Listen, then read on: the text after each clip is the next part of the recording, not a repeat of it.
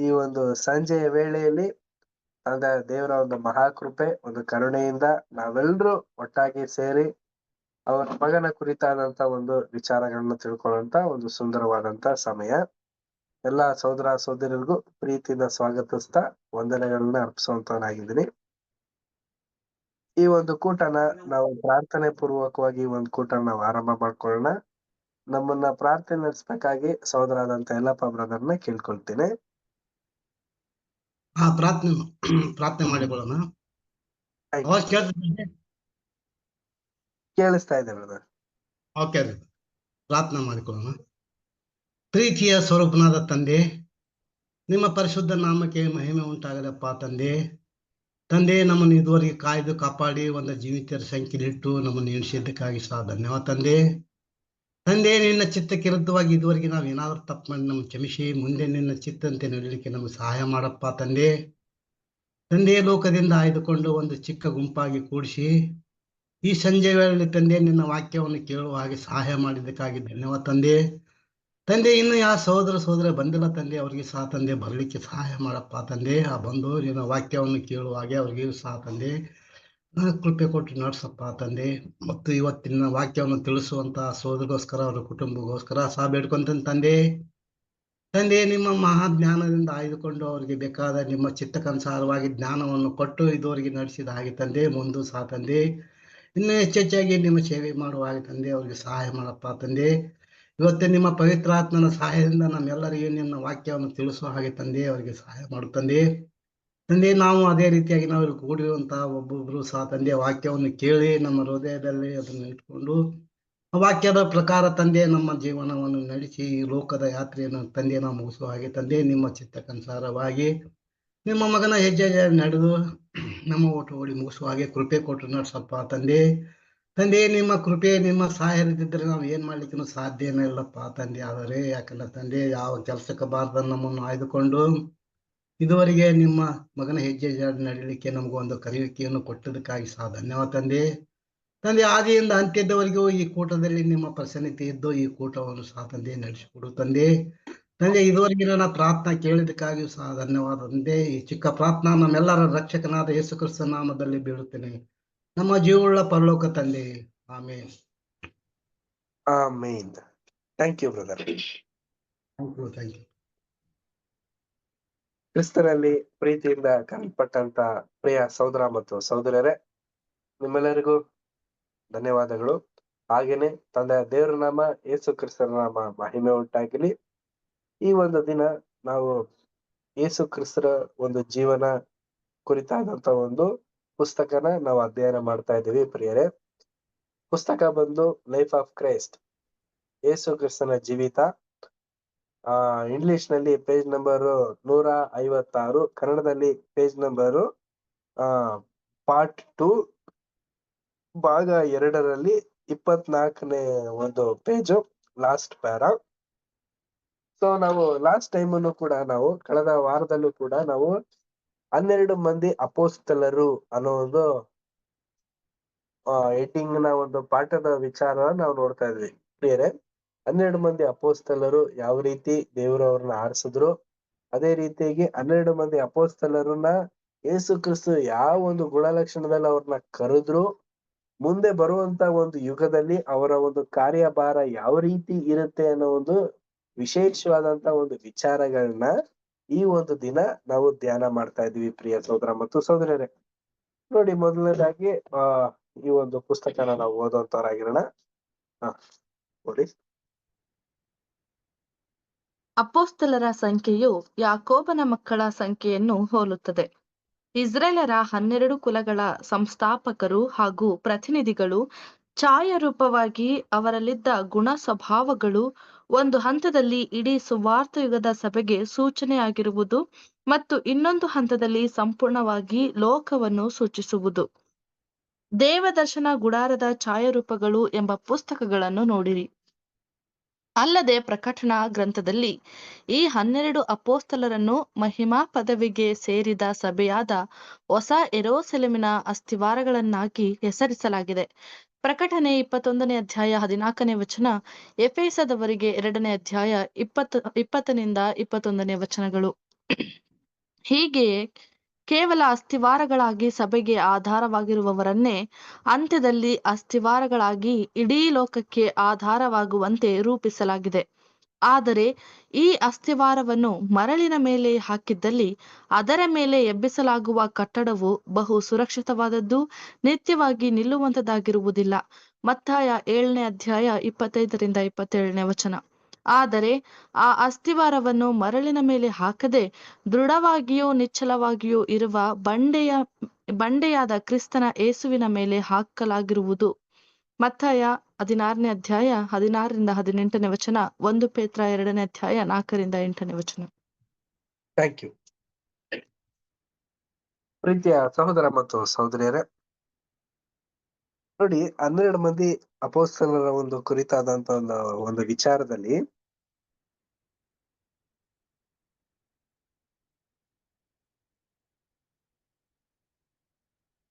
ಈ ಒಂದು 12 ಮಂದಿ ಅಪೊಸ್ತಲರುಗಳು ಅದೇ ರೀತಿಯಾಗಿ ಹಳೆ ಒಡಂಬಡಿಕೆಯಲ್ಲಿ ಬರೆಯಲ್ಪಟ್ಟಂತ ಯಾಕೋಬನ ಒಂದು 12 ಮಕ್ಕಳಿಗೆ ಹೋಲಿಕೆಯಾಗಿದೆ ಅಂದ್ಬಿಟ್ಟು ನಮ್ಗೆ ಪಾಠದ ಒಂದು ಸಾರಾಂಶದಲ್ಲಿ ಹೇಳ್ತಾ ಇದ್ದಾರೆ. ಏನಿದು ನಿಜವಾಗ್ಲೂ ಇಸ್ರೇಲ್ ನಲ್ಲಿ 12 ಮಂದಿ ಕುಲಗಳಿಗೂ ಮತ್ತೆ ಯೇಸು ಕ್ರಿಸ್ತು ಹೊಸ ಒಡಂಬಡಿಕೆಯಲ್ಲಿ ಆರಿಸ್ಕೊಂಡಂತ 12 ಮಂದಿ ಶಿಷ್ಯಂದಿರಿಗೂ ಹೋಲಿಕೆ ಇದೆಯಾ? ಇದೊಂದು ಛಾಯಾ ರೂಪನ, ಛಾಯೆ ಮತ್ತು ನಿಜ ಸ್ವರೂಪದ ಒಂದು ಗುಣಲಕ್ಷಣ ಸ್ವಭಾವಗಳಿಗೆ ಸಂಬಂಧಪಟ್ಟಂತ ಒಂದು ಸಂದೇಶನ ಅಂತ ನಾವು ನೋಡ್ಬೇಕಾದ್ರೆ ಖಂಡಿತವಾಗ್ಲೂ ಇದೆ ಪ್ರಿಯ ಸಹೋದರ ಮತ್ತು ಸಹೋದರಿಯರೇ. ನೋಡಿ, ಈ ಒಂದು 12 ಮಂದಿ ಯಾಕೋಬನ ಮಕ್ಕಳುಗಳು ಯಾವುದಕ್ಕೆ ಹೋಲಿಕೆ ಅಂತಂದ್ರೆ ಪಿತೃಗಳಿಗೆ ಒಂದು ಹೋಲಿಕೆ ಅಂತ ಅನ್ಬಿಟ್ಟು ಹೇಳ್ತಾ ಇದ್ದಾರೆ. ಅದೇ ರೀತಿಯಾಗಿ ಅಪೊಸ್ತಲರುಗಳು ಯಾವುದಕ್ಕೆ ಹೋಲಿಕೆ ಆಗಿದ್ದಾರೆ ಅಂತಂದ್ರೆ ಒಂದು ಉನ್ನತವಾದಂತ ಕರೆಗೆ ಕರೆಯಲ್ಪಟ್ಟಂತ 1,44,000 ಸದಸ್ಯರಿಗೆ ಹೋಲಿಕೆ ಆಗಿದ್ದಾರೆ ಅಂದ್ಬಿಟ್ಟು ನಾವು ನೋಡ್ತೀವಿ. ಇದ್ರ ಬಗ್ಗೆ ನಾವು ಇನ್ನೂ ಹೆಚ್ಚಾದಂತ ಮಾಹಿತಿನ ನಾವು ತಿಳ್ಕೊಬೇಕು ಅಂತಂದ್ರೆ ದೇವದರ್ಶನ ಗೂಡಾರ ಅನ್ನೋ ಒಂದು ಪುಸ್ತಕ ಇದೆ. ಅಂದ್ರೆ ಟಾಬರ್ನೇಕಲ್ ನಮ್ಮ ಕ್ರಿಸ್ಟೋಫರ್ ಬ್ರದರ್ ಕ್ಲಾಸಸ್ನೆಲ್ಲ ತಗೊಂಡಿದ್ರಲ್ಲ, ಆ ಒಂದು ಪಾಠದಲ್ಲೇನೆ ನಮ್ಗೆ ಈ ಒಂದು ವಿಚಾರಗಳನ್ನು ಕೂಡ ಆಲ್ರೆಡಿ ಅವರು ಪಾಠದಲ್ಲಿ ತಿಳಿಸಿದ್ದಾರೆ. 12 ಮಂದಿ ಅಪೊಸ್ತಲರುಗಳು, 12 ಮಂದಿ ಆ ಯಾಕೋಬನ ಮಕ್ಕಳುಗಳು ಅನ್ನೋ ಒಂದು ಪಾಠದಲ್ಲೇನೆ ನಮ್ಗೆ ಒಂದು ವಿಶೇಷವಾದಂತ ಒಂದು ಮಾಹಿತಿನ ನಾವು ತಿಳ್ಕೊಂಡಿದ್ವಿ. ನೋಡ್ಬೇಕಾದ್ರೆ ಆತ್ಮೀಯರೇ, ಇದ್ರಲ್ಲಿ ನಮ್ಗೇನೊಂದು ಆ ಮೂಲ ಪಾಠ ಅಂತ ನಾವು ನೋಡ್ಬೇಕಾದ್ರೆ ಇವೆರಡೂ ಕೂಡ ಏನಾಗಿದೆ ಅಂತಂದ್ರೆ ಹೋಲಿಕೆ. ಯಾವ ರೀತಿ? ಪ್ರಕಟಣೆ 21ನೇ ಅಧ್ಯಾಯ 4ನೇ ವಚನ ಓದಿ. ಯಾರ ಬಳಿ ಬೈಬಲ್ ಇದೆ ಓದಿ. 21:4 ಬ್ರದರ್. ಅವರ ಕಣ್ಣೀರೆಲ್ಲ ಒರೆಸಿ ಬಿಡುವನು, ಇನ್ನು ಪ್ರಕಟಣೆ 21ನೇ ಅಧ್ಯಾಯ 14ನೇ ವಚನ. 14. Sorry brother. 12 ಅಪೊಸ್ತಲರುಗಳಿದ್ದರು. ಅವು 12 ಅಸ್ಥಿವಾರಗಳಿದ್ದವು. ಅವುಗಳ ಮೇಲೆ ಯಜ್ಞದ ಕುರಿಯಾದಾತನ 12 ಮಂದಿ ಅಪೊಸ್ತಲರ ಹೆಸರುಗಳಿದ್ದವು. ಸಾಕ ಬ್ರದರ್? ಸಾಕು ಸಿಸ್ಟರ್. ನೋಡಿ, 12 ಮಂದಿ ಅಪೊಸ್ತಲರುಗಳಿದ್ರು. ಅವ್ರಿಗೆ ಅಸ್ಥಿವಾರ ಅಂತ ಅನ್ಬಿಟ್ಟು ಹೇಳ್ತಾ ಇದಾರೆ. ಆದ್ರೆ ಏನು ಅಂತಂದ್ರೆ ಬುನಾದಿ. ಯಾವ ರೀತಿ ಬುನಾದಿ ಅಂತ ನಾವು ನೋಡ್ಬೇಕಾದ್ರೆ ಪ್ರಿಯರೇ, 12 ಮಂದಿ 12 ಕುಲಗಳಿಗೆ ಹೋಲಿಕೆ ಆದಂತ 12 ಮಕ್ಕಳಿಗೆ, ಯಾಕೋಬನ ಮಕ್ಕಳುಗಳದ್ದೇ ಒಂದು ಪಿಲ್ಲರ್ ಮುಖಾಂತರನೇ ಈ ಒಂದು 12 ಮಂದಿ ಅಪೊಸ್ತಲರುಗಳನ್ನ ದೇವರು ಆರಿಸಿ ತೆಗ್ದಿದಾರಂತೆ. ಇದು 12 ಅನ್ನೋದು ಯಾವುದಕ್ಕೆ ಅಂತ ನಾವು ನೋಡ್ಬೇಕಾದ್ರೆ ಒಂದು ಪರಿಪೂರ್ಣ ಅನ್ನೋದಕ್ಕೋಸ್ಕರ ಇದನ್ನ ಆರಿಸಿದ್ದಾರೆ. ನೋಡಿ, ಎಫೆಸದವರಿಗೆ 2ನೇ ಅಧ್ಯಾಯ 20ನೇ ವಚನ 21ನೇ ವಚನ ಓದಿ. ಅಪೊಸ್ತಲರು ಪ್ರವಾದಿಗಳು ಎಂಬ ಅಸ್ಥಿವಾರದ ಮೇಲೆ ನೀವು ಮಂದಿರದೋಪಾದಿಯಲ್ಲಿ ಕಟ್ಟಲ್ಪಟ್ಟಿದ್ದೀರಿ. ಯೇಸು ಕ್ರಿಸ್ತನೇ ಮುಖ್ಯವಾದ ಮೂಲೆಗಲ್ಲು. ಆತನಲ್ಲಿ ಕಟ್ಟಡದ ಎಲ್ಲಾ ಭಾಗಗಳು ಒಂದಕ್ಕೊಂದು ಹೊಂದಿಕೆಯಾಗಿ ಕಟ್ಟಡವು ವೃದ್ಧಿಯಾಗುತ್ತಾ ಕರ್ತನಲ್ಲಿ ಪರಿಶುದ್ಧ ದೇವಾಲಯವಾಗುತ್ತದೆ. Thank you sister. ಮಂದಿರೋತ್ಪಾದಿಯಲ್ಲಿ ಕಟ್ಟಲ್ಪಟ್ಟಂತಿದ್ದೀರಾ ಅಂದ್ಬಿಟ್ಟು ಹೇಳ್ತಾ ಇದಾರೆ. ಅಂದ್ರೆ ಫಸ್ಟ್ ಬೇಸ್ಮೆಂಟ್ ಯಾವ ರೀತಿ ಬಂತು ಅಂತಂದ್ರೆ 12 ಕುಲಗಳಿಂದ ಬಂತು. ಅದಾದ್ಮೇಲೆ ಇನ್ನು ಪಿಲ್ಲರ್, ಬೇಸ್ಮೆಂಟ್ ಆದ್ಮೇಲೆ ನೆಕ್ಸ್ಟ್ ಬರೋದೇ ಪಿಲ್ಲರ್. ಅವ್ರು ಯಾರು ಅಂತ ನಾವು ನೋಡ್ಬೇಕಾದ್ರೆ ಪ್ರಿಯ ಸಹೋದರ ಮತ್ತು ಸಹೋದರಿಯರೇ, ಅವ್ರು ಏನಾಗಿದ್ರೆ 12 ಜನ ಅಪೊಸ್ತಲರುಗಳು. ಇದಕ್ಕೆಲ್ಲ ಮೂಲ ಕಾರಣನೇ ಯಾರು ಅಂತಂದ್ರೆ ಯೇಸು ಕ್ರಿಸ್ತರು. ಯಾರಿಗೋಸ್ಕರ ಅಂದ್ರೆ ನಮ್ಮ ನಿಮಗೆಲ್ಲರಿಗೋಸ್ಕರ, ಸಭೆಗೋಸ್ಕರ ದೇವ್ರು ಆರಿಸಿ ತೆಗೆಯಲ್ಪಟ್ಟಂತ ಕ್ರಿಸ್ತನ ಮುಖಾಂತರ ತೆಗೆಯಲ್ಪಟ್ಟಂತ ಮಂದಿಗಳೇ ಯಾರು ಅಂತಂದ್ರೆ ಇವರು ಪ್ರಿಯರೇ. ಇದು ಒಂದು ವಿಶೇಷವಾದಂತ ಒಂದು ಪಾಠನೇ ಆಗಿರುತ್ತೆ ಆತ್ಮೀಯರೇ. ಯಾವ ರೀತಿ ಯಾವ ಒಂದು ಪಾಠದಲ್ಲಿ ನಮ್ಗೆ ಹೋಲಿಕೆ ಮಾಡ್ತಾ ಇದ್ದಾರೆ ಅಂತಂದ್ರೆ, ಇದು ಒಂದು ಛಾಯೆ ಮತ್ತೆ ನಿಜ ಸ್ವರೂಪ. ನೋಡ್ಬೇಕಾದ್ರೆ 12 ಮಕ್ಕಳುಗಳ ಒಂದು 12 ಗುಣಗಳಿತ್ತು. ಅದೇ ತರ 12 ಜನ ಶಿಷ್ಯಂದಿರು ಕೂಡ ಒಂದೇ ಸ್ವಭಾವದಲ್ಲಿ ಇರ್ಲಿಲ್ಲ. 12 ಜನ ಶಿಷ್ಯಂದಿರು ಕೂಡ 12 ವಿಧವಾದಂತ ಒಂದು ಗುಣಗಳನ್ನ ಹೊಂದ್ಕೊಂಡಿದ್ರು. ಹಾಗೇನೆ ಇಡೀ ಪ್ರಪಂಚದಲ್ಲಿ ಮನುಷ್ಯ ಅನ್ನೋ ಒಂದು ಜೀವಿಲಿ ಎಷ್ಟು ಒಂದು ವೈಭಿನ್ಯತೆ ಇದೆ ಅಂತ ನಾವು ನೋಡ್ಬೇಕಾದ್ರೆ 12 ವೈಭಿನ್ಯತೆ ಇದೆ ರೀ. ಅಂದ್ರೆ ಒಂದೊಂದ್ ತರ ಒಂದು ಮೈಂಡ್ ಸೆಟಪ್ ಇರುತ್ತಲ್ಲ, ಆ ತರ 12 ವಿಧವಾದಂತ ಒಂದು ಮೈಂಡ್ ಸೆಟಪ್ ಮನುಷ್ಯರುಗಳು ಇಡೀ ಪ್ರಪಂಚದಲ್ಲಿ ಇದಾರೆ. ಅದೇ ತರಾನೇ ಪ್ರಿಯ ಸಹೋದರ ಮತ್ತು ಸಹೋದರಿಯರೇ, ಅಂತ ಒಂದು ಗುಂಪಿನ ಜನರ ಒಂದು ಮಾತನ್ನ ಲಾಲ್ಸೋದು, ಕೇಳೋದು ಒಂದು ಸರ್ವೇ ಸಾಮಾನ್ಯ ಆಗತ್ತೆ ಅನ್ನೋ ಒಂದು ಲಕ್ಷಣದಿಂದನೇ ದೇವರು ಈ ಒಂದು 12 ಅನ್ನೋದನ್ನ ಪರಿಪೂರ್ಣಕ್ಕೆ ಹೋಲಿಕೆ ಮಾಡಿದ್ದಾರೆ ಆತ್ಮೀಯರೇ. ಸೊ ಇದಾದ ನಂತರ ನೋಡ್ಬೇಕಾದ್ರೆ ಪ್ರಿಯ ಸಹೋದರ ಮತ್ತು ಸಹೋದರಿಯರೇ, ಯೇಸು ಕ್ರಿಸ್ತರು ನಿಜವಾಗ್ಲೂನುವೆ ಈ ಒಂದು ಮಾತಿಗೆ ಮೌಲ್ಯತೆನ ಕೊಟ್ಟಿದ್ರ ಅಂತಂದ್ರೆ ಕಟ್ಟಿದ್ರು. ನೋಡಿ, ಮತ್ತಾಯ 7ನೇ ಅಧ್ಯಾಯ 25ನೇ ವಚನದಿಂದ 27ನೇ ವಚನ ಓದಿ. ಮತ್ತಾಯ 7ನೇ ಅಧ್ಯಾಯ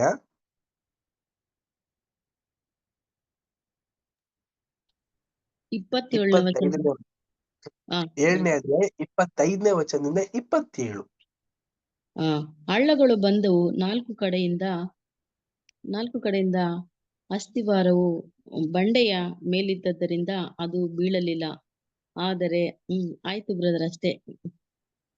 27ವರೆಗೂ ಓದಿ. 25, 26, 27. ಅದು ಸರಿ ಬ್ರದರ್, ಥ್ಯಾಂಕ್ಸ್. ಆದರೆ ಈ ನನ್ನ ಮಾತುಗಳನ್ನು ಕೇಳಿಯೂ ಅವುಗಳಂತೆ ನಡೆಯದೆ ಪ್ರತಿಯೊಬ್ಬನು ಉಸುಬಿನ ಮೇಲೆ ಮನೆಯನ್ನು ಕಟ್ಟಿಕೊಂಡ ಬುದ್ಧಿಹೀನ ಮನುಷ್ಯನನ್ನು ಹೋಲುವನು. ಹೊಲವನ್ನು ಕಟ್ಟಿದ ಮೇಲೆ ಮಳೆ ಸುರಿಯಿತು, ಹಳ್ಳಗಳು ಬಂದವು, 4 ಕಡೆಯಿಂದ ಗಾಳಿ ಬೀಸಿ ಆ ಮನೆಗೆ ಹೊಡೆಯಿತು, ಆಗ ದಡಮ್ಮನೆ ಕೆಡುಕೊಂಡು ಬಿತ್ತು. ಏಸು ಮುಗೀತು ಬ್ರದರ್ 27. Thank you sister. ಪ್ರಿಯರೇ, ನೋಡಿ, ಒಂದು ಪಿಲ್ಲರ್ ಯಾವ ರೀತಿ ಇರ್ಬೇಕು ಅಂತಂದ್ರೆ ತುಂಬಾ ಆಳವಾದಂತ ಒಂದು ಪಿಲ್ಲರ್ ಇರ್ಬೇಕು. ಅಂದ್ರೆ ಯಾವ ರೀತಿ ಒಂದು ಕಟ್ಟಡ ಸ್ಥಿರವಾಗಿರ್ಬೇಕು ಅಂದ್ರೆ ಅದಕ್ಕೆ ಮುಖ್ಯವಾಗಿ ಪಿಲ್ಲರ್ಗಳು ತುಂಬಾ ಸ್ಟ್ರೆಂತ್ ಆಗಿರ್ಬೇಕು. ಅದೇ ತರ 12 ಕುಲಗಳಲ್ಲೂ ಕೂಡ ಆ ಒಂದು ಮೌಲ್ಯತೆಯನ್ನ ಕಾಪಾಡ್ಕೊ ಬಂದ್ರು ಆತ್ಮೀಯರೇ.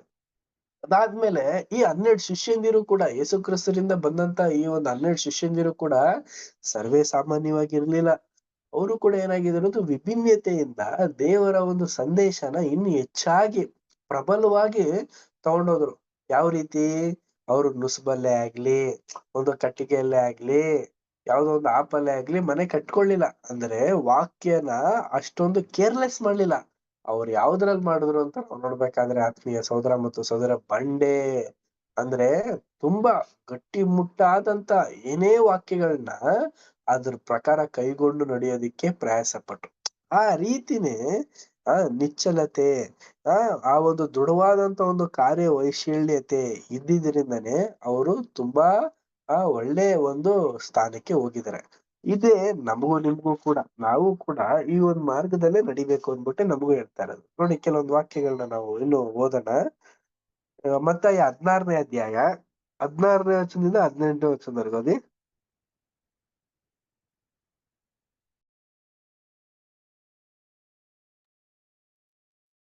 ಮತ್ತಾಯ 16ನೇ ಸೀಮೋನ್ ಪೇತ್ರನು,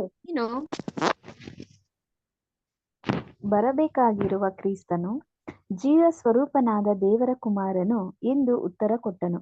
ಅದಕ್ಕೆ ಯೇಸು, ಯೋನನ ಮಗನಾದ ಸೀಮೋನನೇ, ನೀನು ಧನ್ಯನು. ಈ ಗುಟ್ಟು ನಿನಗೆ ತಿಳಿಸಿದವನು ನರಮನುಷ್ಯನಲ್ಲ, ಪರಲೋಕದಲ್ಲಿರುವ ನನ್ನ ತಂದೆಯೇ ತಿಳಿಸಿದನು. ಸಾಕಾ ಬ್ರದರ್? Thank you sister. ನೋಡಿ, ಇಂತ ವಿಶೇಷವಾದಂತ ಒಂದು ಮಾತುಗಳು ಸರ್ವೇ ಸಾಧಾರಣವಾಗಿ ಮನುಷ್ಯರಿಂದ ಬಂದಿದ್ದಲ್ಲ ರೀ. ಇದು ದೇವರ ಒಂದು ಪ್ರೇರೇಪಣೆಯಿಂದನೇ ಬಂದಿದ್ದು. ಅದೇ ತರನೇ ಈ 12 ಕುಲಗಳೇ ಆಗ್ಲಿ, ಈ 12 ಶಿಷ್ಯಂದಿರನ್ನೇ ಆಗ್ಲಿ ಸುಮ್ನೆ ಸರ್ವೇ ಸಾಮಾನ್ಯವಾಗಿ ಯೇಸು ಕ್ರಿಸ್ತರೇ ಆಗ್ಲಿ, ದೇವರೇ ಆಗ್ಲಿ ಆರಿಸಿಲ್ಲ. ಇದೇನ್ ಮಾಡಿದ್ದಾರೆ ಅಂತಂದ್ರೆ ಅವರ ಒಂದು ಶಕ್ತಿ, ಪವಿತ್ರಾತ್ಮನ ಒಂದು ಶಕ್ತಿ ಮುಖಾಂತರ ಅವ್ರು ಏನ್ ಮಾಡಿದ್ದಾರೆ ಅಂತಂದ್ರೆ ಆ ಒಂದು ಗುಣಗಳು ಒಂದಂತ ಮಕ್ಕಳನ್ನ ಆರಿಸಿ ತೆಗ್ದಿದ್ದಾರೆ. ಇವ್ರು ಏನಾಗಿದ್ದಾರೆ ಅಂದ್ರೆ ಮುಂಬರುವಂತ ಒಂದು ಕಾಲಗಳಲ್ಲಿ, ಮುಂಬರುವಂತ ಒಂದು ಯುಗಗಳಲ್ಲಿ ಅವರು ಮಾರ್ಗದರ್ಶನ ಕೊಟ್ರೆ ಅದ್ರ ಪ್ರಕಾರ ನಡೆಯೋದಕ್ಕೆ ಸಾಮರ್ಥ್ಯ ಇರುವಂತವ್ರಾಗಿರ್ಲಿ ಅನ್ನೋದಕ್ಕೋಸ್ಕರ ಇಂಥ ಮಕ್ಕಳನ್ನ ಆರಿಸಿರೋದು. ನೆಕ್ಸ್ಟ್ 1 ಪೇತ್ರ 2ನೇ ಅಧ್ಯಾಯ 4ರಿಂದ 8ನೇ ವಚನ ಓದಿ.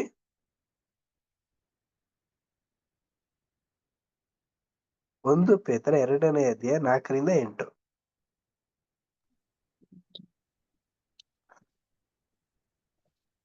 ಆ ಕಲ್ಲನ್ನು ಮನುಷ್ಯರು ನಿರಾಕರಿಸಿದರು, ದೇವರು ಅದನ್ನು ಆಯಲ್ಪಟ್ಟದ್ದು ಮಾನ್ಯವಾದದ್ದು ಎಂದು ಎಣಿಸಿದನು. ನೀವು ಸಹ ಜೀವವುಳ್ಳ ಕಲ್ಲುಗಳಾಗಿದ್ದು ಆತ್ಮ ಸಂಬಂಧವಾದ ಮಂದಿರವಾಗಲಿಕ್ಕೆ ಕಟ್ಟಲ್ಪಡುತ್ತಾ ಇದ್ದೀರಿ ಮತ್ತು ಏಸು ಕ್ರಿಸ್ತನ ಮೂಲಕ ದೇವರಿಗೆ ಸಮರ್ಪಕವಾದ ಆತ್ಮೀಯ ಯಜ್ಞಗಳನ್ನು ಸಮರ್ಪಿಸುವುದಕ್ಕೆ ಪವಿತ್ರ ಯಾಜಕ ವರ್ಗದವರಾಗಿದ್ದೀರಿ. Thank you sister. ಪ್ರಿಯರೇ, ಇದು ಜಸ್ಟ್ ಸಿಂಪಲ್ ಆಗಿ ಅಪೋಸ್ತಲರ್ಸ್ಗಳಿಗೆ ಅದಾದ ನಂತರ ಯಾರಿಗೆ ಈ ಕುಲಗಳ ಒಂದಂತ ಮಕ್ಕಳಿಗೆ, ಯಾಕೋಬನ ಮಕ್ಕಳುಗಳಿಗೆ ಸೀಮಿತವಾದದಲ್ಲ. ಇಸ್ರೇಲ್ ಅವರಿಗೆ ಆಗ್ಲಿ ಅಪೋಸ್ತಲರ್ಸ್ಗಳಿಗೆ ಆಗ್ಲಿ ಸೀಮಿತವಾಗಿರೋದಲ್ಲ ರೀ. ಇದು ನಮಗೂ ನಿಮ್ಗೂ ಸೀಮಿತವಾದಂತ ಒಂದು ಪಾಠನೇ. ನೋಡಿ, ಅವರು ಮಾರ್ಗದರ್ಶನದ ಪ್ರಕಾರ ಹಳೆ ಒಡಂಬಡಿಕೆಯಲ್ಲಿದ್ದಂತ ಕುಲಗಳ ಒಂದಂತ ಮಕ್ಕಳು ನೆರವೇರಿಸಿದ್ರು. ಕೆಲವರು ಅದನ್ನ ಕೈಗೊಂಡು ನಡೆಯಕ್ ಆಗ್ದೇನೆ ಆಗೋದ್ರು. ಆದ್ರೆ ಇಲ್ಲಿ ಹೊಸ ಒಡಂಬಡಿಕೆಯಲ್ಲೂ ಕೂಡ 12 ಜನ ಅಪೋಸ್ತಲರ್ಸ್ಗಳು ಕೈಗೊಂಡು ನಡೆದ್ರು. ಈಗ ನಾವೆಲ್ರು ಅಪೋಸ್ತಲರ್ಸ್ಗಳಾದ್ರೆ ಇಲ್ಲ ರೀ, ನಾವೆಲ್ರು ಶಿಷ್ಯಂದಿರಾಗಿದ್ದೀವಿ. ಯೇಸು ಕ್ರಿಸ್ತರ ಒಂದು ಶಿಷ್ಯಂದಿರಾಗಿದ್ದೀವಿ. ನಮಗೆ ಗುರು ಯಾರು ಅಂತ ನಾವು ನೋಡ್ಬೇಕಾದ್ರೆ ಯೇಸು ಕ್ರಿಸ್ತರು, ನಮಗ್ ತಂದೆ ಯಾರು ಅಂತ ನಾವು ನೋಡ್ಬೇಕಾದ್ರೆ ತಂದೆಯ ದೇವ್ರು. ಹೀಗಿರ್ಬೇಕಾದ್ರೆ ನಾವು ಕೂಡ ಈ ಒಂದು ವಾಗ್ದಾನಕ್ಕೆ, ಈ ಒಂದು ಅನುಗ್ರಹಕ್ಕೆ ಪಾಲನ ಹೊಂದಿರುವಂತ ಮಕ್ಕಳಾಗಿದ್ದೀವಿ. ನಾವು ಕೂಡ ಧರ್ಮಶಾಸ್ತ್ರದ ಒಂದು ನೇಮ ನಿಷ್ಠೆಗಳು, ಧರ್ಮಶಾಸ್ತ್ರದಲ್ಲಿರುವಂತ ಹಲವಾರು ವಿಚಾರಗಳನ್ನ ನಾವು ಕೈಗೊಂಡು ನಡಿಬೇಕು. ಅದೇ ನಮ್ಮ ಒಂದು ಮೂಲ ಪಾಠವಾಗಿ ಇರಬೇಕು. ಸೊ ನೆಕ್ಸ್ಟ್ ಪ್ಯಾರ ನಾವು ರೀಡ್ ಮಾಡೋಣ. Next para Anu sister read ಮಾಡ್ತೀರಾ? Thank you sister. ಕರ್ತನ ಸೇವೆಯ ಆರಂಭದಲ್ಲೇ ಎಲ್ಲ 12 ಮಂದಿಯನ್ನು ಆದುಕೊಂಡದ್ದು ಅದೇ ತಾನೆ? Yes sister, correct. ಅವರು ಆರಂಭದಿಂದಲೂ ತನ್ನ ಜೊತೆಯಲ್ಲಿದ್ದ ಕಾರಣ ತನಗೆ ಸಾಕ್ಷಿ ಆಗಿರಬೇಕೆಂಬುದಾಗಿತ್ತು. ಅದರಲ್ಲಿ ಒಬ್ಬನು ಯೂದನು ವಿಶ್ವಾಸಘಾತಕವಾಗಿ ನಡಕೊಂಡದ್ದರಿಂದ ಅವನು ತೆಗೆದುಹಾಕಲ್ಪಟ್ಟು ಕರ್ತನು ಅವನ ಜಾಗಕ್ಕೆ ತಾನು ಪುನರುತ್ಥಾನವಾಗಿ ಪರಲೋಕಕ್ಕೆ ಏರಿ ಹೋದ ನಂತರ ತನ್ನ ಮಹಿಮೆಯನ್ನು ಕಂಡು ಅದಕ್ಕೆ ಸಾಕ್ಷಿಯಾದ ಪೌಲನನ್ನು ಒದಗಿಸಿಕೊಟ್ಟನು. ಅಪೊಸ್ತಲರ ಕೃತ್ಯ 26ನೇ ಅಧ್ಯಾಯ 13ನೇ ವಚನ, 1 ಕೊರಿಂಥ 15ನೇ ಅಧ್ಯಾಯ 8ನೇ ವಚನ. ಮತ್ತು ಹೀಗೆ ಕರ್ತನ ಸೇವೆ, ಮರಣ, ಪುನರುತ್ಥಾನಗಳನ್ನು ಕಂಡು ಕೇಳಿ ಅದಕ್ಕೆ ಸಾಕ್ಷಿಗಳಾಗಿದ್ದ 11 ಮಂದಿ ಹಾಗೂ ತಾನು ಪ್ರಭಾವ ಸ್ಥಾನಕ್ಕೆ ಏರಿಸಲ್ಪಟ್ಟದ್ದಕ್ಕೆ ಸಾಕ್ಷಿಯಾಗಿದ್ದ 12ನೇಯವನ ಸಾಕ್ಷಿ ಪ್ರಮಾಣಗಳು ಸುವಾರ್ಥ ಯುಗದ ಅಂತ್ಯದವರೆಗಿನ ಇಡೀ ಸಭೆಯ ನಂಬಿಕೆಗೆ ದೃಢವಾದ ಅಸ್ತಿವಾರವಾಗಿತ್ತು.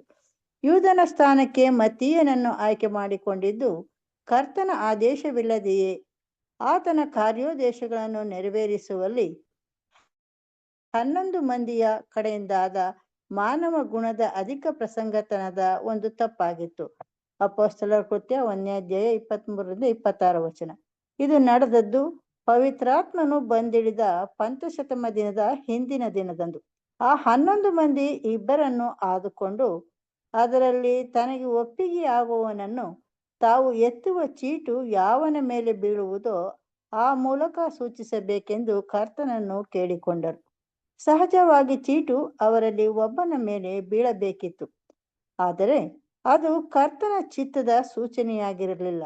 ಅಲ್ಲದೆ ಕರ್ತನು ಅವರ ಆಯ್ಕೆಯನ್ನು ಸುಲಭವಾಗಿ ನಿರ್ಲಕ್ಷಿಸಿ ಮುಂದೆ ಒಂದು ನಿಗದಿತ ಕಾಲದಲ್ಲಿ ಪೌಲನನ್ನು ಆದುಕೊಂಡದರಲ್ಲಿ ತನ್ನ ಆಯ್ಕೆಯನ್ನು ಸೂಚಿಸಿದನು ಮತ್ತು ನಂತರದಲ್ಲಿ ತನ್ನ ಪ್ರಕಟಣೆಯ ಗ್ರಂಥದಲ್ಲಿ ಅವರನ್ನು ಹೊಸ ಯೆರೂಸಲೇಮಿನ 12 ಅಸ್ತಿವಾರಗಳನ್ನಾಗಿ ವರ್ಣನೆ ಮಾಡಿದ್ದಾನೆ.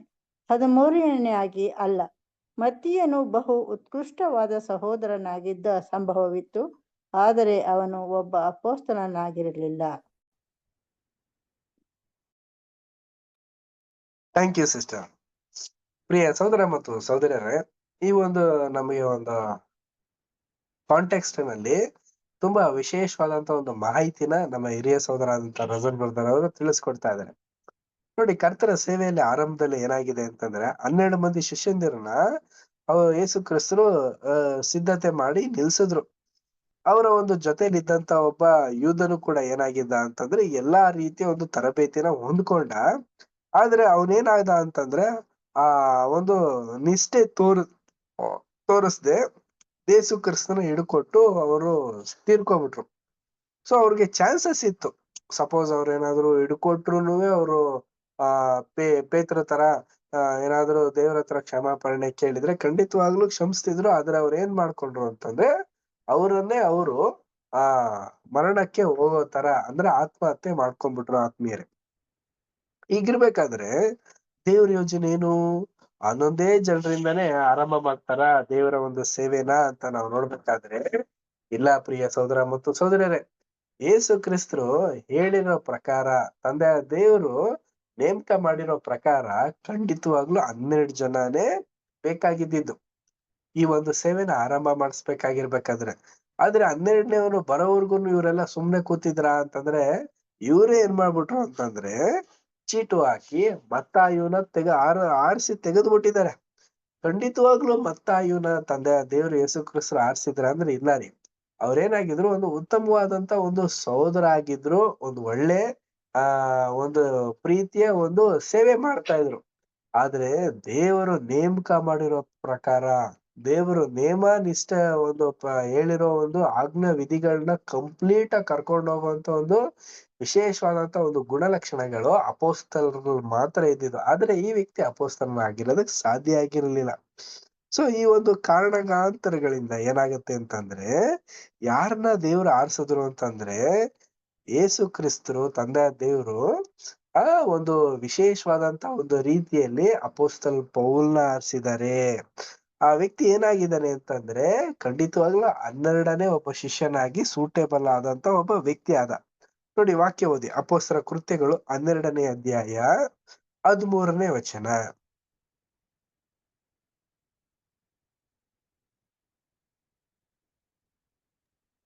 ಪೇತ್ರನು ಬಾಗಿಲಿನ ಕದವನ್ನು ತಟ್ಟಲು ರೋದೆ ಎಂಬ ಒಬ್ಬ ಚಾಕರಿಯವಳು ನೋಡುವುದಕ್ಕೆ ಬಂದಳು. ಅವಳು ಸಾಕಿಷ್ಟ ನೋಡಿ, ಪೇತ್ರ ಅಂತ ನಾವು ನೋಡ್ಬೇಕಾದ್ರೆ ಪೌಲನು ಅಂತ ಅಂದ್ಬಿಟ್ಟು ನಾವು ನೋಡ್ತೀವಿ. ಸೊ ಪೌಲು ಏನಾಗಿರ್ತಾನೆ ಅಂತಂದ್ರೆ ವಿಶೇಷವಾದಂತ ವ್ಯಕ್ತಿ ಆಗಿರೋದ್ರಿಂದ ದೇವರವನ್ನ ಆರಿಸ್ಕೊಂತ ಇರ್ತಾರೆ. ಇನ್ನೊಂದು ವಾಕ್ಯ ಓದಿ, 1 ಕೊರಿಂಥ 15ನೇ ಅಧ್ಯಾಯ 8ನೇ ವಚನ.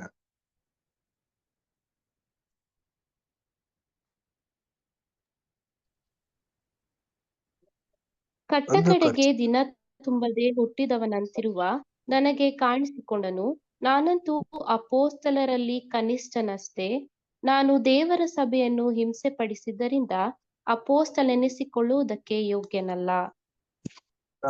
ನೋಡಿ, ಈ ವ್ಯಕ್ತಿ ಅಪೊಸ್ತಲ ನೆನ್ಸ್ಕೊಳ್ಳೋದಕ್ಕೆ ಯೋಗ್ಯನಲ್ಲ ಅಂತ ಈತನೇ ಹೇಳ್ತಾ ಇದಾರಲ್ಲ ಅಂತ ಅನ್ಬಿಟ್ಟು ನಾವೆಲ್ಲ ಒಂದು ಆಶ್ಚರ್ಯ ಭರಿತವಾದಂತ ಒಂದು ಮಾತನ್ನ ಅನ್ಕೊಳ್ಳೋದಲ್ಲ ರೀ.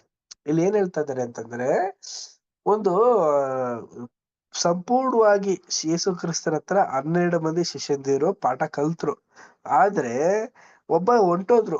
ಆ ಒಂದು ಸ್ಥಾನಕ್ಕೆ ಬೇಕಾದಂತ ಈ ಒಂದು ಅಪೊಸ್ತಲ ಪೌಲ್ ಏನಾಗ್ತಾರೆ ಅಂತ ನಾವು ನೋಡ್ಬೇಕಾದ್ರೆ ಯೇಸು ಕ್ರಿಸ್ತನ ಹತ್ರ ಇವ್ರ ಹಾಗೆ ನೇರವಾದಂತ ರೀತಿಯ ಒಂದು ಪಾಠನ ತಗೊಳ್ಳಿಲ್ಲ.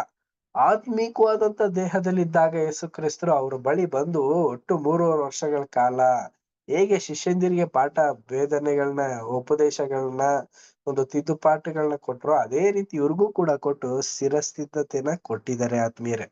ಕೊಟ್ಟು ಈ ಒಂದು ಫಲನ ಹೊಂದ್ಕೊಂಡು ಇವ್ರು ಏನ್ ಮಾಡಿದ್ರು ಅಂತಂದ್ರೆ ಯುಗಾಂತ್ಯದವರ್ಗುನು ಕೂಡ ಅಂದ್ರೆ ಇವರ ಒಂದು ಮರಣ ಬರೋವರ್ಗುನು ಕೂಡ ದೇವ್ರ ವಾಕ್ಯನ ಪೂರ್ಣ ಹೃದಯದಿಂದ ಪೂರ್ಣ ಮನಸ್ಸಿನಿಂದ ತಿಳಿಸಿದ್ದಾರೆ ಪ್ರತಿಯೊಬ್ಬರಿಗೂನುವೆ. ನೋಡಿ, ಇನ್ನೊಂದು ವಾಕ್ಯ ಓದಿ, ಅಪೊಸ್ತಲ ಕೃತ್ಯಗಳು 1ನೇ ಅಧ್ಯಾಯ 23ನೇ ವಚನದಿಂದ 26ನೇ ವಚನ.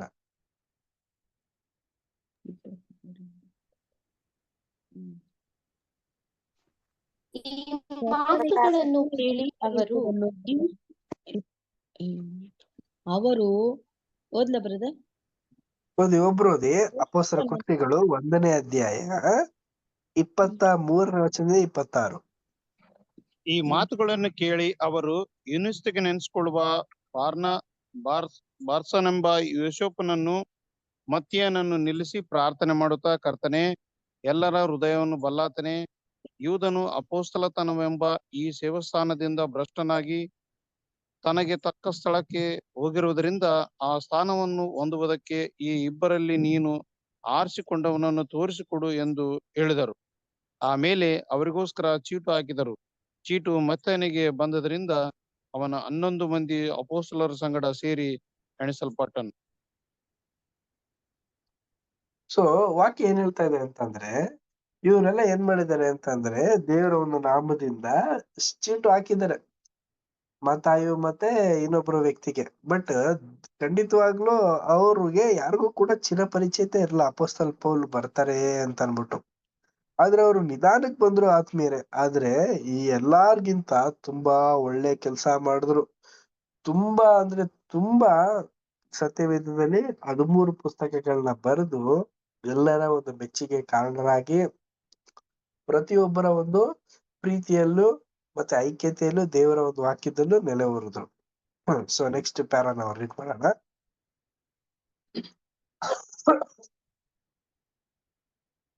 ಆದರೆ ನಾವು ವಿಚಾರಿಸುವುದೆಂದರೆ, ಸಭೆಯ ಮುಖ್ಯ ಸೇವಾ ಸ್ಥಾನಕ್ಕೆ ಭರ್ತಿ ಮಾಡಲು ಈ ಸಾಧಾರಣರಾದ 12 ಮಂದಿಯನ್ನು ಅಪೊಸ್ತಲರನ್ನಾಗಿ ನೇಮಿಸಿದ್ದಕ್ಕೆ ಯಾವ ಸಾಕ್ಷ್ಯಾಧಾರಗಳಿವೆ? ನಿಜ, ನಮ್ಮ ಕರ್ತನು ಪುನರುತ್ಥಾನವಾಗಿ ಹಾಗೂ ದಿವಾರೋಹಣವಾದ ನಂತರ ಅಪೊಸ್ತಲರು ಬಾಲ್ಯ ವ್ಯವಸ್ಥೆಯಲ್ಲಿದ್ದ ಸಭೆಗೆ ಬಲವೂ ಆಧಾರಣೆಯೂ ಆಗಿದ್ದಾರೆಂಬುದನ್ನು ನಾವು ನೋಡುತ್ತೇವೆ.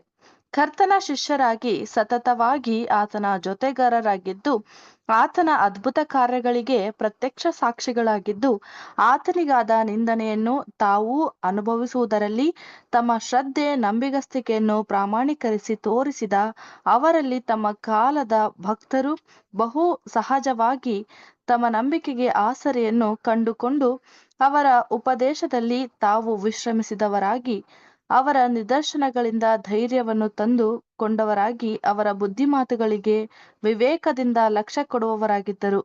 ಆದರೆ ಅವರಿಂದ ಎಂದಾದರೂ ಇಂಥ ಸಹಾಯಗಳಿಗಿಂತಲೂ ಹೆಚ್ಚಿನದನ್ನು ನಿರೀಕ್ಷಿಸಲು ಉದ್ದೇಶಿಸಲ್ಪಟ್ಟಿದ್ದಾರೋ? ಅವರು ಎಂದಾದರೂ ಅಧಿಕಾರವುಳ್ಳ ಬೋಧಕರಾಗಿ ಅವರ ಮಾತುಗಳು ಇತರರಿಗಿಂತ ಹೆಚ್ಚಾಗಿ ದೇವರ ಮನಸ್ಸನ್ನು ವ್ಯಕ್ತಗೊಳಿಸಲು ಉದ್ದೇಶಿಸಲ್ಪಟ್ಟಾರೋ? Thank you. ಪ್ರಿಯ ಸಹೋದರ ಮತ್ತು ಸಹೋದರಿಯರೇ, ಈ ಒಂದು ವಿಶೇಷ ಏನಂತ ಹೇಳ್ಬೇಕಂದ್ರೆ, ಸಭೆಯ ಮುಖ್ಯ ಒಂದು ಸೇವಕರಿಗಾಗಿ ಆರಿಸಲ್ಪಟ್ಟಂತ ಈ ವ್ಯಕ್ತಿಗಳು ಯಾವುದೇ ಒಂದು ಕಾರಣದಲ್ಲೂ ಕೂಡ ಕರ್ತರ ಒಂದು ಪುನರುತ್ಥಾನವನ್ನೇ ಆಗ್ಲಿ, ಒಂದು ದೇಹಾರೋಹಣವನ್ನೇ ಆಗ್ಲಿ, ಇವರು ತಪ್ಪಾದಂತ ಒಂದು ಮಾಹಿತಿನ ಯಾರಿಗೂ ಕೂಡ ಕೊಟ್ಟಿಲ್ಲ ರೀ. ಯೇಸು ಕ್ರಿಸ್ತರು ಏನ್ ಹೇಳ್ಕೊಟ್ರು ಅದನ್ನೇನೆ ಸಂಪೂರ್ಣವಾಗಿ ಪ್ರತಿಯೊಬ್ಬರಿಗೂ ತಿಳಿಸ್ಕೊಟ್ರು, ಹೇಳ್ಕೊಟ್ರು. ಹಾಗೇನೆ ಇವರು ಕೂಡ ಯೇಸು ಕ್ರಿಸ್ತರ ಒಂದು ನಿರೀಕ್ಷೆ ಏನಿತ್ತು ಅದನ್ನ ಫುಲ್ಫಿಲ್ಮೆಂಟ್ ಶಿಷ್ಯಂದಿರು ಮಾಡಿದ್ರು. ಪ್ರಿಯ ಸಹೋದರ ಮತ್ತು ಸಹೋದರರೇ, ಇದರಲ್ಲಿ 12 ಜನನು ಕೂಡ ಇದ್ದಾರೆ. ಅಂದ್ರೆ ಅಪೊಸ್ತಲ ಪೌಲನು ಕೂಡ ಈ ಒಂದು ವಿಚಾರದಲ್ಲಿ ಸೇರ್ಕೊಂಡಿದ್ದಾರೆ. ಈ ಒಂದು ಸಂದರ್ಭದಲ್ಲಿ ಮ್ಯಾಥ್ಯೂಸ್ ಏನಾದ್ರು ಇಲ್ಲ ನನಗೆ ಈ ರೀತಿ ಆಯ್ತು, ನನಗೆ ಈ ರೀತಿ ದ್ರೋಹ ಆಗೋಯ್ತು, ಅಪೊಸ್ತಲ ಒಂದು ಸ್ಥಾನ ಸಿಕ್ಕಿಲ್ಲ ಅಂತ ಅನ್ಬಿಟ್ಟು ಏನಾದ್ರು ಒಂದು ಅವರು ಹಿಂಜರಿತ ಮಾಡ್ಕೊಂಡ್ರ ಅಂದ್ರೆ ಇಲ್ಲ ರೀ. ಆದ್ರೆ ಆ ವ್ಯಕ್ತಿ ಪುಸ್ತಕನೂ ಕೂಡ ಬರ್ಸಿದ್ರು. ಆ ವ್ಯಕ್ತಿ ಮುಖಾಂತರ ಇನ್ನೂ ಹಲವಾರು ಸೇವೆನೆ ಮಾಡ್ಸಿದ್ರು. ಆದ್ರೆ ಒಂದು ಉನ್ನತವಾದಂತ ಒಂದು ಸ್ಥಾನ ಅನ್ನೋದು ಇದೆಯಲ್ಲ, ಅಂದ್ರೆ ಅಪೊಸ್ತಲನು ಅನ್ನೋ ಒಂದು ಸ್ಥಾನನ ಆ ವ್ಯಕ್ತಿಗೆ ಸಿಗದೆ ಹೋದ್ರು ಕೂಡ ಆ ವ್ಯಕ್ತಿ ಒಂದೊಳ್ಳೆ ಸಹೋದರನಾಗಿದ್ಕೊಂಡು ದೇವರ ಒಂದು ಅಂಗಾಂಗದಲ್ಲಿ ಒಬ್ಬನಾಗೋದಕ್ಕೆ ಸಾಧ್ಯ, ಒಂದು ವಿಶೇಷವಾದಂತ ಒಂದು ಕೆಲಸನ ಮಾಡಿರೋಕೆ ಸಾಧ್ಯ ಆಗಿರುತ್ತೆ. ಪ್ರಿಯ ಸಹೋದರ ಮತ್ತು ಸಹೋದರಿಯರೇ, ನೋಡಿ, ಇದು ಅಲ್ಲದಂತಾನೆ ಈ ಒಂದು ಎಲ್ಲರ ಒಂದು ಬುದ್ಧಿಮಾತೆ ಆಗ್ಲಿ, ಮಾರ್ಗದರ್ಶನ ಆಗ್ಲಿ, ಅವ್ರಿಗೆ ಅವ್ರಿಷ್ಟಕ್ಕೆ ಅವ್ರಾಗಿ ಏನು ಹೇಳಿಲ್ಲ ರೀ. ಅವರೆಲ್ಲಾನು ಕೂಡ ಯಾವ್ದಾರ ಒಂದು ವಿಶೇಷವಾಗಿ ಹೇಳ್ತಾ ಇದ್ದಾರೆ ಅಂದ್ರೆ, ಯೇಸು ಕ್ರಿಸ್ತರು ತಿಳಿಸ್ಕೊಟ್ಟಿದ್ದು ಹೇಳ್ಕೊಟ್ಟಿರೋ ಒಂದು ಪಾಠಗಳಿದೆಯಲ್ಲ, ಆ ಒಂದು ಮಾತುಗಳು ಅದನ್ನ ಮಾತ್ರ ಹೇಳಿದ್ರೆ ಹೊರತು ಯಾವುದೇ ಒಂದು ಸ್ಥಳದಲ್ಲೇ ಆಗ್ಲಿ, ಯಾವುದೇ ಒಂದು ವಿಚಾರದಲ್ಲೇ ಆಗ್ಲಿ ಹೆಚ್ಚಾಗಿ ಏನೂ ಕೂಡ ಅವ್ರು ಹೇಳಲಿಲ್ಲ. ಎಲ್ಲಾನು ಕೂಡ ದೇವರು ಯೇಸು ಕ್ರಿಸ್ತರು ತಿಳಿಸ್ಕೊಟ್ಟಿರೋದನ್ನ ಮಾತ್ರನೇ ಅವರು ಹೇಳಿದ್ರು. ಯಾಕೆಂದ್ರೆ ಅವ್ರ ಒಳಗಡೆ ಏನಿತ್ತು ಅಂತಂದ್ರೆ ಪವಿತ್ರ ಆತ್ಮ ಶಕ್ತಿ ಇತ್ತು ಆತ್ಮೀಯರೇ. ನೆಕ್ಸ್ಟ್ ಪ್ಯಾರಾ ನಾವು ರೀಡ್ ಮಾಡೋಣ. ಮುಂದಿನ ಒಂದು ಪ್ಯಾರಾ. ಇನ್ ಯಾರಾದ್ರೂ ಟೆಕ್ಸ್ಟ್ ಬುಕ್ ಇದೆಯಾ?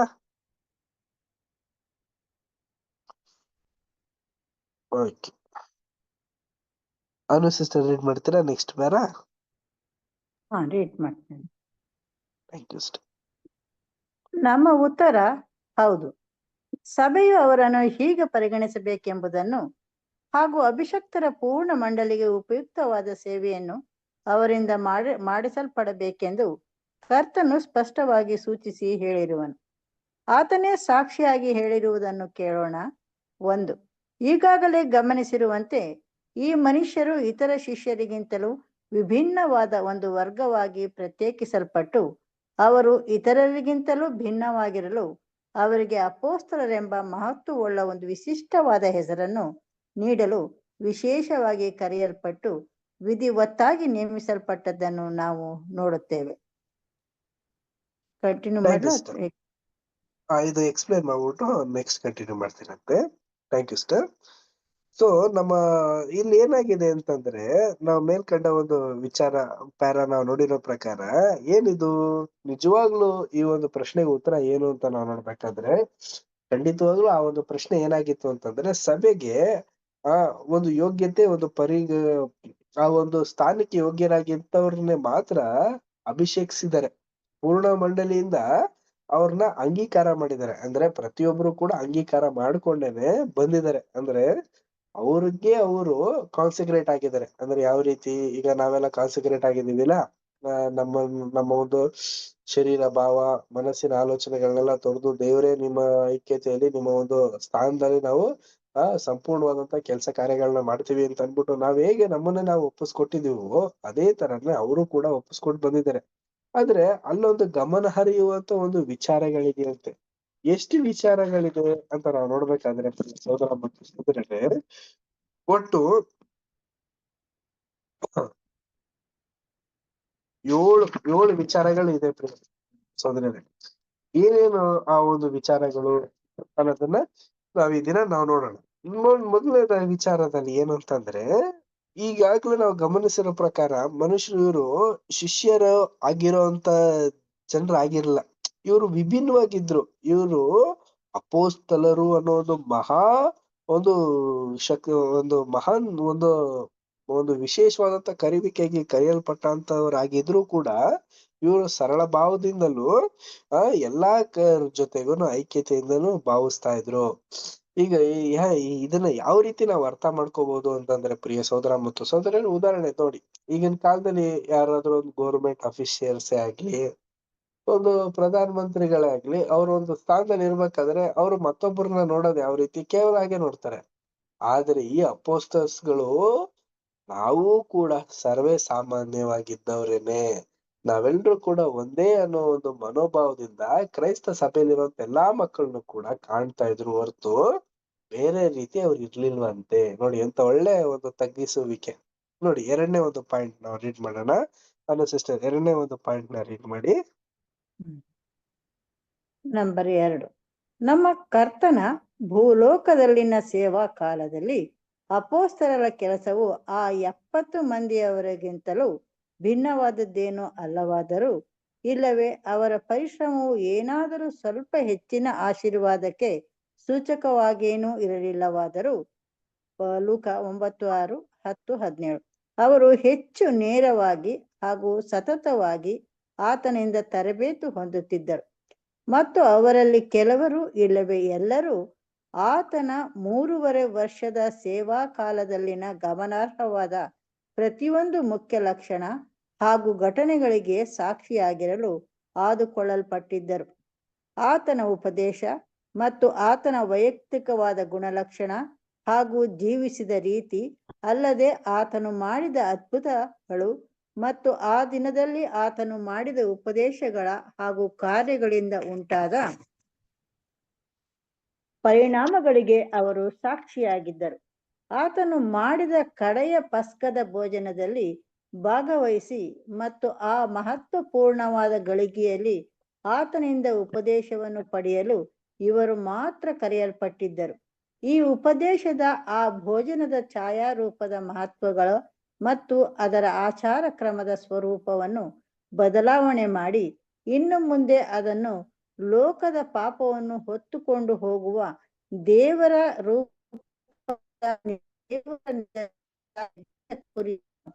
ಸ್ಮರಿಸುವುದಾಗಿ ತೋಟದಲ್ಲಿ ಆತನು ಅನುಭವಿಸುವ ಮನೋವ್ಯಥೆಗಳು, ದ್ರೋಹ, ಬಂಧಿಸಲ್ಪಟ್ಟಿದ್ದು ಹಾಗೂ ತಾನು ತಿಳಿದದ್ದಂತೆ ತನಗೆ ಮುಂದೆ ಕಾದಿದ್ದ ವಿಧಿಗೆ ತನ್ನನ್ನು ಮೌನವಾಗಿ ಒಪ್ಪಿಸಿಕೊಟ್ಟಿದ್ದಕ್ಕೆ ಅವರು ಸಾಕ್ಷಿಯಾಗಿದ್ದರು. ಆತನನ್ನು ಶಿಲುಬೆಗೆ ಹಾಕಿದ ಸನ್ನಿವೇಶಗಳು, ಆತನ ಸಾವು ಮತ್ತು ಹೂಣುವಿಕೆ ಮಾತ್ರವಲ್ಲದೆ ಆತನ ಪುನರುತ್ಥಾನದ ಸಂಗತಿಗಳಿಗೆ ಸಹ ಅವರು ಸಾಕ್ಷಿಗಳಾಗಿದ್ದರು ಎಂಬುದು. Thank you sir.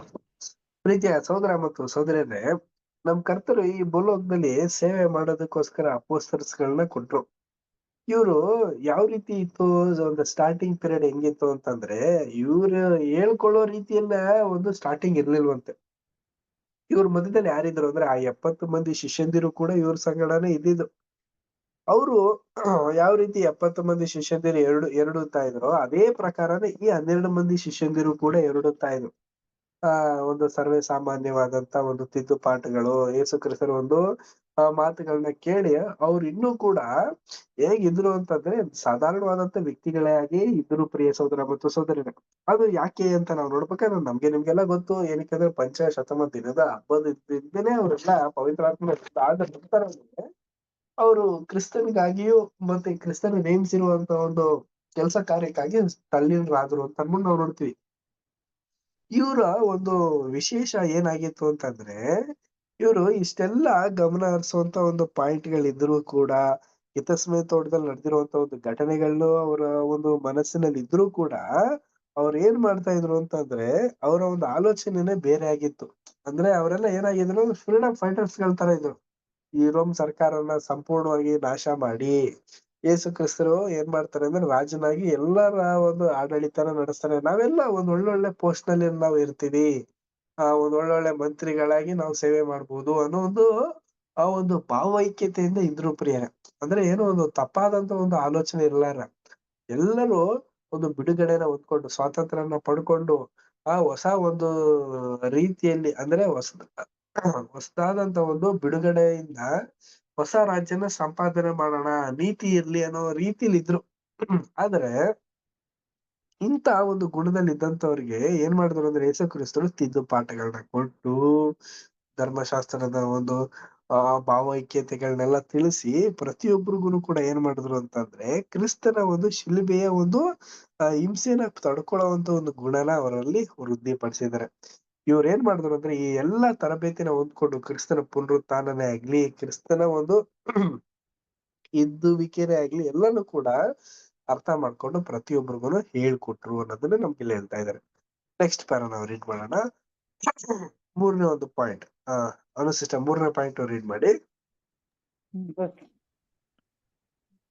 ತನ್ನ ಪುನರುತ್ಥಾನದ ನಂತರದಲ್ಲಿ ಕರ್ತನು ಕೂಡಲೇ ತನ್ನ ಮರಣದಲ್ಲಿ ನಿಲ್ಲಲ್ಪಟ್ಟ ಕಾರ್ಯವನ್ನು ಮುಂದುವರಿಸಿದ್ದನ್ನು ನಾವು ಕಂಡುಕೊಳ್ಳುತ್ತೇವೆ. ಅದೇನೆಂದರೆ, ತನಗೆ ಸಾಕ್ಷಿಗಳಾಗಿರಲು ಆದುಕೊಂಡ ಅಪೊಸ್ತಲರನ್ನು ಮುಂದೆ ಇನ್ನೂ ಹೆಚ್ಚಿನ ರೀತಿಯಲ್ಲಿ ಪೂರ್ಣವಾದ ಸಭೆಗೆ ನಂಬಲರ್ಹವಾದ ಸಾಕ್ಷಿಗಳಾಗಿರಲು ಸಿದ್ಧಗೊಳಿಸುತ್ತಿದ್ದುದು. ಅಪೊಸ್ತಲರಲ್ಲದೆ ಇತರ ಅನೇಕರಿಗೆ ಆತನು ಕಾಣಿಸಿಕೊಂಡಾಗ್ಯೂ ಅಲ್ಲದೆ ಒಂದು ಸಮಯದಲ್ಲಿ 500 ಜನ ಹೆಚ್ಚಿನವರಿಗೆ ಕಾಣಿಸಿಕೊಂಡಾಗ್ಯೂ. 1 ಕೊರಿಂಥ 15ನೇ ಅಧ್ಯಾಯ 5-8 ವಚನಗಳು. ತಾನು ಪುನರುತ್ಥಾನವಾದ ಸಂಗತಿಯನ್ನು ಅಪೊಸ್ತಲರಿಗೆ ಬಹು ಸ್ಪಷ್ಟವಾಗಿ ಸ್ಥಾಪಿಸುವುದರಲ್ಲಿ ವಿಶೇಷವಾದ ಜಾಗ್ರತೆಯನ್ನು ವಹಿಸಿದ್ದನ್ನು ನಾವು ಕಂಡುಕೊಳ್ಳುತ್ತೇವೆ.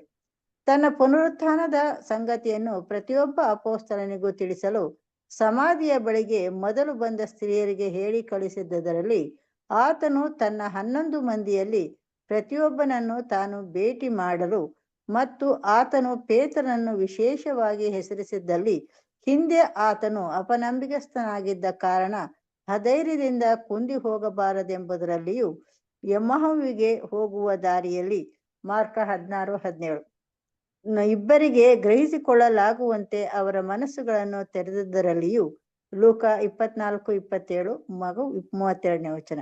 ಸಂಶಯಪಟ್ಟು ತೋಮನಿಗೆ ಮುಟ್ಟಲಾಗುವ ಸಾಕ್ಷ್ಯಾಧಾರದಿಂದ ತೃಪ್ತಿಪಡಿಸಿದ್ದರಲ್ಲಿಯೂ, ವಿಶೇಷವಾಗಿ ಪೇತ್ರನ ಕಾರ್ಯಭಾರವನ್ನು ಮತ್ತೆ ದೃಢಪಡಿಸಿದ್ದರಲ್ಲಿಯೂ, ಅವರೆಲ್ಲರಿಗೂ ಮನವರಿಕೆಯಾಗುವಂತೆ ಅವರನ್ನು ಮತ್ತೆ ಆ ಕೆಲಸಕ್ಕೆ ಕಳಿಸಿಕೊಟ್ಟಿದ್ದರಲ್ಲಿ ತಾನು ವಹಿಸಿದ್ದ ಜಾಗರೂಕತೆಯನ್ನು ನಾವು ಕಂಡುಕೊಳ್ಳುತ್ತೇವೆ.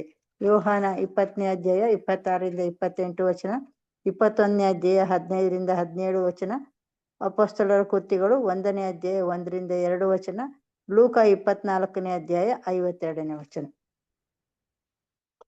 Thank you sister. ಪ್ರಿಯ ಸಹೋದರ ಮತ್ತು ಸಹೋದರಿಯರೇ, ಯೇಸು ಕ್ರಿಸ್ತರ ಪುನರುತ್ಥಾನ ಆದ ನಂತರ ಕೂಡ್ಲೆ ಏನಾಯ್ತು ಅಂತಂದ್ರೆ, ಇವ್ರಿಗೆಲ್ಲರಿಗೂ ಕೂಡ ಒಂದು ರೀತಿಯ ಒಂದು ಭಯ, ಮರಣದ ಒಂದು ಭಯ ಆವರಿಸ್ಕೊಬಿಡ್ತು. ಎಲ್ರು ಶಿಷ್ಯಂದಿರು ಏನಾದ್ರು, ಹಲವಾರು ಜನ ಹೋದ್ರು, ಮತ್ತೆ ಅಪೊಸ್ತಲರ್ಸ್ಗಳೆಲ್ಲ ಕೂಡ ಒಟ್ಟಾಗಿದ್ರು.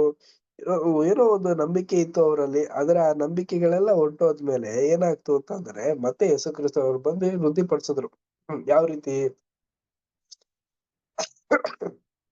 ತನ್ನ ಮರಣ ಹೊಂದ ನಂತರ ಹಲವಾರು ಬಾರಿ, ಅಂದ್ರೆ ಹೆಚ್ಚು ಒಂದು 11 ಸಾರಿ ಬಂದು ಏನ್ ಮಾಡಿದ್ದಾರೆ ಅಂತಂದ್ರೆ, ಪ್ರತಿಯೊಬ್ಬರಿಗೂ ವಿಭಿನ್ನವಾದಂತ ರೀತಿಯಲ್ಲಿ ಕಾಣಲ್ಪಟ್ಟು ಧರ್ಮಶಾಸ್ತ್ರದಲ್ಲಿ ಆಡಕವಾದಂತ ಒಂದು ವಿಚಾರಗಳನ್ನ ಅವ್ರಿಗೆ ತಿಳಿಸಿ, ಸತ್ಯದಲ್ಲಿ ಯಾವ ರೀತಿ ನಾವು ನಡ್ಕೊಂಡು ಹೋಗ್ಬೇಕು, ಸತ್ಯದ ಮಾರ್ಗದ ಒಂದು ವಿವೇಕಪೂರ್ವಕವಾದಂತ ಒಂದು ಸನ್ನಿವೇಶ ಏನು ಅನ್ನೋದನ್ನೆಲ್ಲನೂ ಕೂಡ ಆ ಶಿಷ್ಯಂದಿರಿಗೆ ಮತ್ತೆ ಹಲವಾರು ಸ್ತ್ರೀಯರಿಗೂ ಕೂಡ ತಿಳಿಸಿದ್ರು. ಪ್ರಿಯರೇ, ಯೇಸು ಕ್ರಿಸ್ತನು ಬಂದಂತ ಒಂದು ಉದ್ದೇಶನ ಅವ್ರಿಗೆ ಹೇಳ್ಕೊಟ್ರು. ಅದ್ರ ವಿಮೋಚನೆಗೋಸ್ಕರ ಬಂದಿದ್ದು ಅನ್ನೋದನ್ನ ಎಲ್ಲಾರಿಗೂ ತಿಳಿಸಿದ್ರು. ಇದಾದ ನಂತರ ಮತ್ತೆ ಕ್ರಿಸ್ತರು ಬರ್ತಾರೆ. ಇದು ಯಾವ್ದಕ್ಕೆ ಅಂತ ನಾವು ನೋಡ್ಬೇಕಾದ್ರೆ, ಪ್ರಿಯ ಸಹೋದರ ಮತ್ತು ಸಹೋದರಿಯರೇ, ನ್ಯಾಯ ವಿಚಾರಣೆ ಮಾಡೋದಕ್ಕೆ. ನೋಡಿ, ಇಷ್ಟೆಲ್ಲ ಭೇಟಿ ಮಾಡಿ ಇಷ್ಟೆಲ್ಲಾ ರೀತಿಯ ಒಂದು ವಿಷಯಗಳನ್ನ ಇವ್ರಿಗೆಲ್ಲ ತಿಳಿಸಿದ್ರು ಕೂಡ ಇವರಲ್ಲಿ ಏನಿತ್ತು ಅಂತಂದ್ರೆ ಮೌಢ್ಯತನೇ ಇತ್ತು. ಅಂದ್ರೆ ಏನು, ಮೊದ್ಲಿದ್ದ ಕೆಲ್ಸಕ್ಕೆ ಹೊಂಟೋಗ್ಬಿಡೋಣ, ನಮ್ ಲೈಫ್ ಬೇರೆ ರೀತಿ ಏನೋ ಒಂದು ತಾತ್ಕಾಲಿಕವಾದಂತ ರೀತಿ ಆಗಕ್ ಹೋಗ್ಬಾರ್ದು ಅಂದ್ಬಿಟ್ಟು ಅವ್ರದೇ ಅಂತ ಕೆಲ್ಸಕ್ಕೆ ಹೋಗ್ಬಿಟ್ರು. ಮತ್ತೆ ಯೇಸು ಕ್ರಿಸ್ತರು ಏನ್ ಮಾಡಿದ್ರು, ಅವ್ರನ್ನ ಸೆಳೆದು ಒಂದ್ ಕಡೆ ಸೇರ್ಸಿ ಮತ್ತೆ ಅವ್ರಿಗೆ ಧೈರ್ಯನ ತುಂಬಿಸಿ, ಆಗ ಅವ್ರು ಮತ್ತೆ ಹೋಗ್ಲಿಲ್ಲ ರೀ, ದೇವರ ಒಂದು ಕೆಲ್ಸದಲ್ಲಿ ನಿರಂತರವಾಗಿ ಇದ್ಕೊಂಡ್ರು. ಸೊ ಇದು ನಮ್ಮ ಒಂದು ವಿಶೇಷವಾದಂತ ಒಂದು 3ನೇ ಒಂದು ಪಾಯಿಂಟ್ಗೆ ನಾವು ಸೇರಿಸ್ಕೋಬಹುದು. ನೆಕ್ಸ್ಟ್ 4ನೇ ಒಂದು ಪಾಯಿಂಟ್ ನಾವು ನೋಡೋಣ. 4th ಪಾಯಿಂಟ್ ಅನು ಸಿಸ್ಟರ್ ರೀಡ್ ಮಾಡಿ.